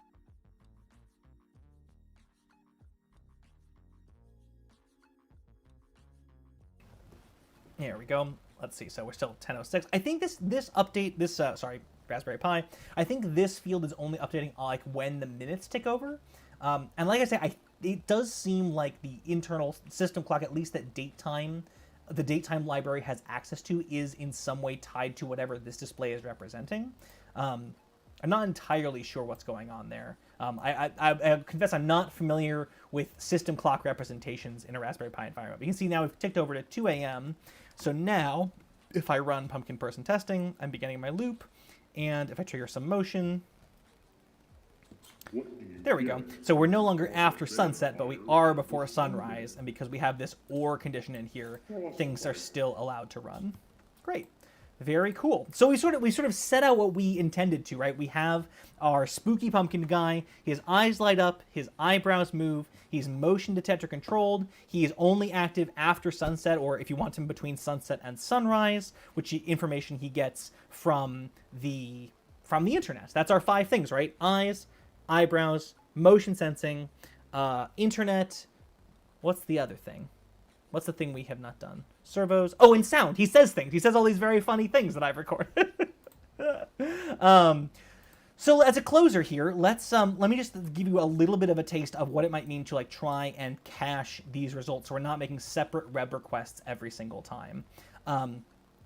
So there's a couple of different strategies we could employ here. One is, are we going to cache the results in the object or in maybe some kind of external file? Maybe let's say that they're attached to the object. So I'll say self.day data. Everyone always forgets. Yeah, sorry, Palmer. Everyone always forgets sound. So my day data is going to be an empty dictionary to start with. I have nothing to start with. What I really want is for these after sunset and before sunrise functions to only reach out to the server if they don't already have data for the given date. So let's see. So I'm going to populate that dictionary, this day data dictionary, with data as I need it. So I'm going to say, let's make a little utility function called today. In fact, I think the datetime library has a function called today. Let's double check this. I think I have, yeah. So the datetime documentation open. I have date.today. Okay. So here we go. Here's an example of datetime.date.today. I really want a datetime object. Here we go. Datetime.today.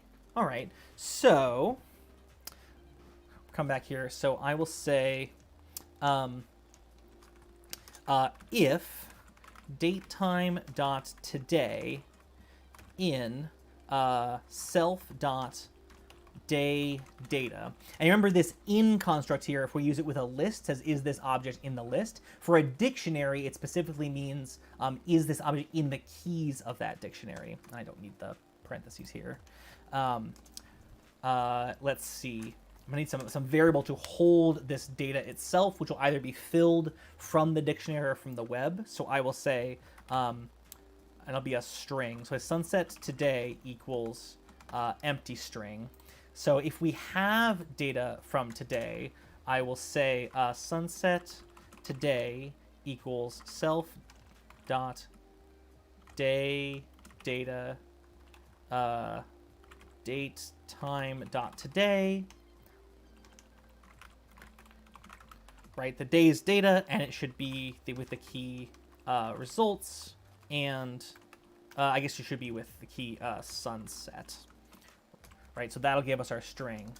Else, get some information from the internet. So that's when I would do all of this. So sunset in my time zone, and I would say,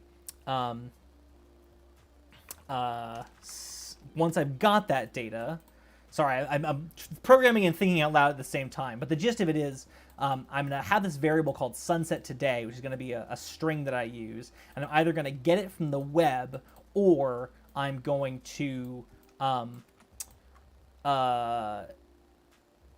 use a locally cached version if I already have it. So what do I want to do here? So what I want to say is sunset today is data. If it's indicated otherwise, make the web request, get the sunset time, put it in my time zone, and then I want to store that value, self.daydata, datetime.today.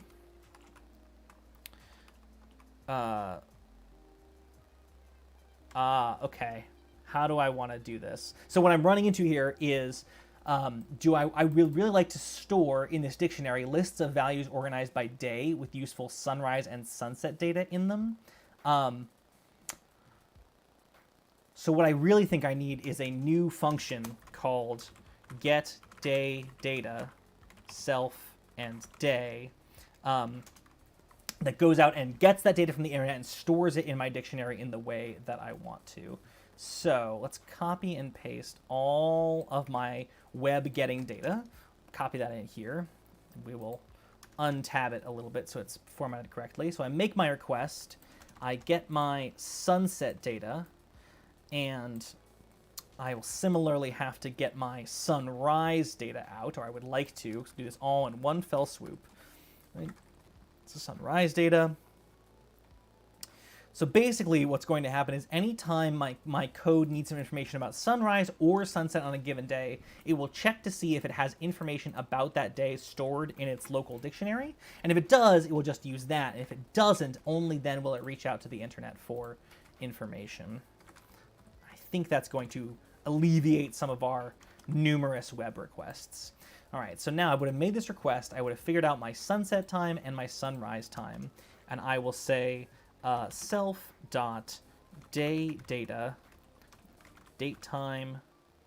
Let's see, I guess I'm passing in a day that I want information for. So state at a day equals sunrise, sunrise in my time zone, sunset in my time zone. All right, so that's the function I will call to get that information from the internet when I need it.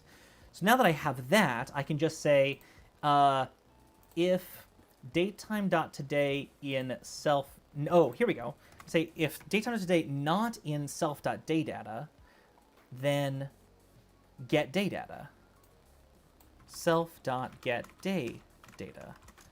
And then once it's in there, I can just say sunset today equals self.getDaydata, datetime.today. And I want to get day data for datetime.today. Sunset today equals self.daydata, and this should be in member of the dictionary. Sorry, is this at all interesting? I feel like I'm just talking out loud as I program. But the whole point of doing that is now I can delete all of this internet getting code, and I can say is greater than sunset today. Okay, so now that I've actually written some code, now I can explain maybe a little bit better what's going on here. So what I basically did was suck all of the code that updates our local information from the internet into this separate function, right? That makes our request, that finds the local sunset time and the local sunrise time, and then stores that data under the key of today in my local dictionary. And so to see if we are after sunset on a given day, I can just say, do we have information on today? Is today in our dictionary? If not, we should really go get it. And then we'll use that information. If that data is already in our dictionary, we'll skip all this and we'll just reuse the cached version. And then we can just check if right now is later than sunset. And if it is, true. If not, false. We do the same thing with before sunrise. I can delete all of this, and I can say if datetime.today not in get my day data, and I can say sunrise today.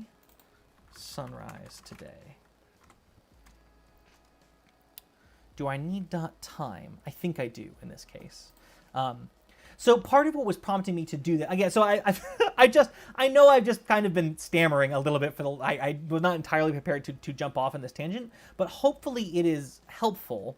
And the reason that it occurred to me to write this other, if you take nothing else away from this diversion, the reason it occurred to me to write this other function is that I had two very similar sets of code in two different places, right? In our original after sunset and before sunrise code, I basically had all of this payload and requests and, everything looked very, very similar in those two places. And in addition to wanting to make fewer requests to this poor person's API, whenever you see code that is looking very similar in two more places, there is a good chance that you can refactor or rethink how your code is laid out to minimize the amount of duplication that you have across your code. In fact, looking at these two bits of code after sunset and before sunrise, it feels like there's some refactoring. There's enough commonalities here that I could rewrite this somehow as like a before a certain time or after a certain time, and then feed them like the parameters for sunset or sunrise or something. I'm not going to go quite that far down the rabbit hole. That feels like too much optimization, more than I want to get into, at least in our in our time tonight. But if the takeaway is nothing else, when you see code that looks like it's duplicated, think about if there's some way to isolate that code to its own function so you're not doing the same thing in multiple places in your code. So I'm not 100% sure this will work, but we will find out. Let's run this. I probably have syntax errors. Yeah, for sure. For sure I have syntax errors. Yes, so I'm not defining my dictionary right in my pumpkin person. Let's see here. Yes, so the dictionary should have a colon there to define it.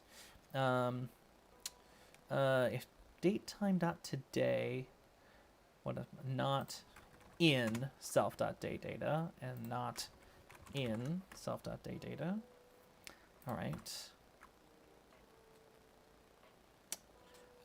Data time is not defined, so I've misspelled something in line 77 of pumpkin person. Date time is what that should say, and date time down here, of course, it should say as well. Let's try that again one more time.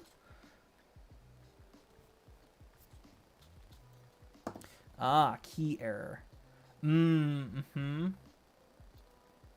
Motion detected in after sunset equals my guy dot after sunset. Interesting. So self.daydata datetime dot today. Self.get daydata datetime dot interesting. I think it's throwing up on me because I'm trying to use this datetime object as a key, which it's not liking. I should really be using a string of some kind that represents the day. So I may have broken this just a little bit here by doing this.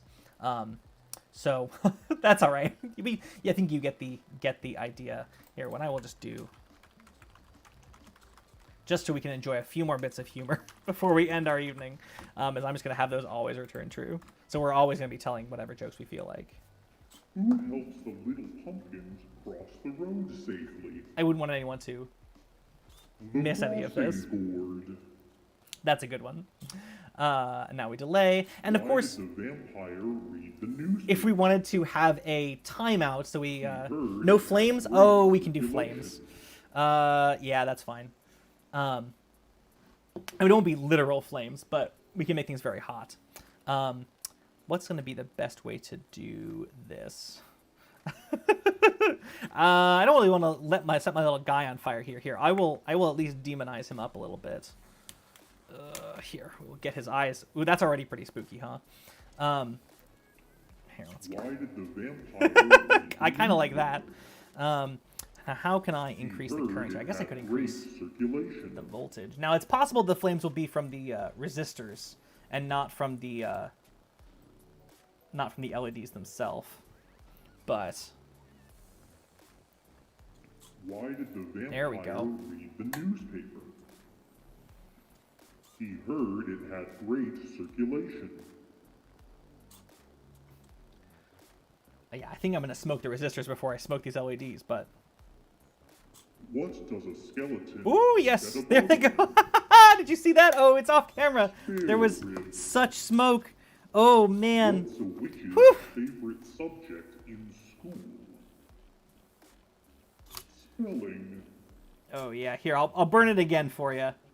Just because I like you folks that much. One of them's already burned. It's gone. Who helps the little pumpkins cross the road safely? There it goes. The crossing board. There you go. Always give the people what they want, I say. I hope you could see that on camera. So what was happening there, turn the power supply off, is, of course, the amount of power being drawn... Oh, Jesus. Not more jokes. The two... Here, I'll zoom you in. Those two resistors that are doing the current limiting on the LEDs, what I did was I cranked the voltage on my power supply way, way up. And so, of course, the power being dissipated there is proportional to current. So as the current went up above, 3/4 of an amp, these were dissipating, maybe 100 times as much power as they were before, and they smoked and opened up until they no longer pass any current there. Where's your smoke absorber? I haven't turned my smoke absorber off for the stream for volume's sake, because it's very, very loud, which is good because that means it's absorbing lots of smoke and sucking lots of air in, but I wouldn't do that to you folks. I should say, so we've written a bunch of code here tonight, which I think is interesting. I will post these two versions of the code that we wrote live on the website. There is also another, the pre-baked version that I wrote before, which is structured slightly differently. So it might be illustrative to look at those two and just see how those two bits of code are structured. Of course, some of them are the same thing with just, the names are slightly different. If you were writing the same code twice, what different choices might you make about how you structure your code, what your methods are called, some things like that. So I will post both of these versions of the code on the website, jeff.glass/electronicsbash. This has been a really fun time. It shows off a lot of the things we've been learning over the past few weeks, right? So we defined our own class. We gave it some objects and some parameters to own. Then we wrote a bunch of functions for it to make it more useful to us to work with. And so in the end, we could write a relatively short selection of code that has this sort of, well, I don't know about sophisticated behavior. You heard those jokes. This function, this code itself is pretty readable, right? So, when the motion is triggered, we get angry, we play a joke, we get curious, we play the other half of the joke, and we go to neutral, right? So part of the point of pulling all of this sort of, involved implementational code out into its own class is that the code that actually does stuff is relatively clean and easy to read. And I think that's really cool. And we used a bunch of the libraries we've learned so far. GPIO, Time, we threw glob in there, which is fun, randint. We learned about the zip function just a little bit here, which is super useful, and these formatted strings, which I love to throw into things now. Super, super useful. Palmer says, let's get our story straight. If Mary asks, there was no smoke, yeah, everything was totally on the level. No spooky Halloween smoke shenanigans. Everything was on the up and up 100% of the time, and anyone says differently, what smoke? No, there's no smoke. There's no smoke. That's all fine. I don't think, if she's in the kitchen, she'll know the jig is up, but I think she's not. I think we're okay. Yeah, what a hoot. I had a fun time building this little guy and a fun time destroying him. Well, he's just kind of drifting off to sleep there, which I think is okay. Here, we'll put him to sleep. There he goes. Sleep little guy. You've earned it. There you go. What a blast. Well, thank you as always for being here on these Sunday nights with me. 2 weeks from now, in our next Electronics Bash class on the night of Sunday the 1st, no, that's next Sunday. Sunday the 8th of November, we will be here again doing Electronics Bash. Not sure what we'll talk about then in terms of Arduino, or not in terms of Arduino, in terms of Raspberry Pi and Python. A couple of options. We could do basic graphical user interfaces with tkinter. That's kind of it's a useful subject, but kind of dense. So I have to sort of think about how we make that sort of parsable on stream. The other thing we might talk about is like interfacing like I2C sensors to Raspberry Pi, or maybe MQTT, which is a way of like passing basic messages back and forth between devices. I don't know. This is such a culminatory project of like things we have done so far, which feels awesome, but it leaves me kind of like, I'm not quite sure where the momentum is taking me next. If you have ideas, let me know during the wrap up here, of things you think would make an obvious next choice, or that you're just like curious about doing with Raspberry Pi. I'm definitely like, I'm not quite like the momentum led us to here, and I'm not quite sure where to go next. Where I might go next is, speaking of next Sunday, so the 1st. So last week I had an absolute Billy Blast of a time doing the Demilight demo for y'all. Just the kind of like assembly and like here's some stuff and build it live.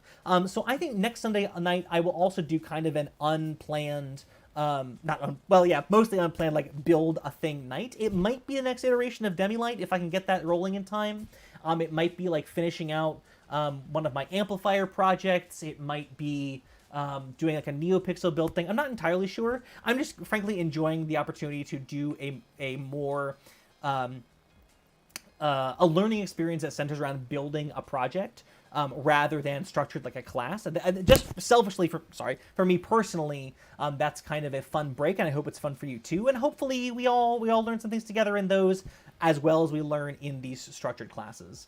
So I'm currently planning to do something next Sunday night. Like I say, in my mind, it would ideally be Demilight based, except I'm not 100% sure if I will be ready to share the next iteration, so it might be something else. In any case, I will get that scheduled in advance, like on Thursday or Friday, maybe on Saturday morning, knowing me. So if you are subscribed and if you ring that bell, you'll get notifications and a notification in your subscriptions when that gets scheduled. So you'll know what it is, and you can know if you want to turn with us. Either way, it will be Sunday night at 7 p.m. next Sunday, November the 1st. And then we'll do eBash the following Sunday after that.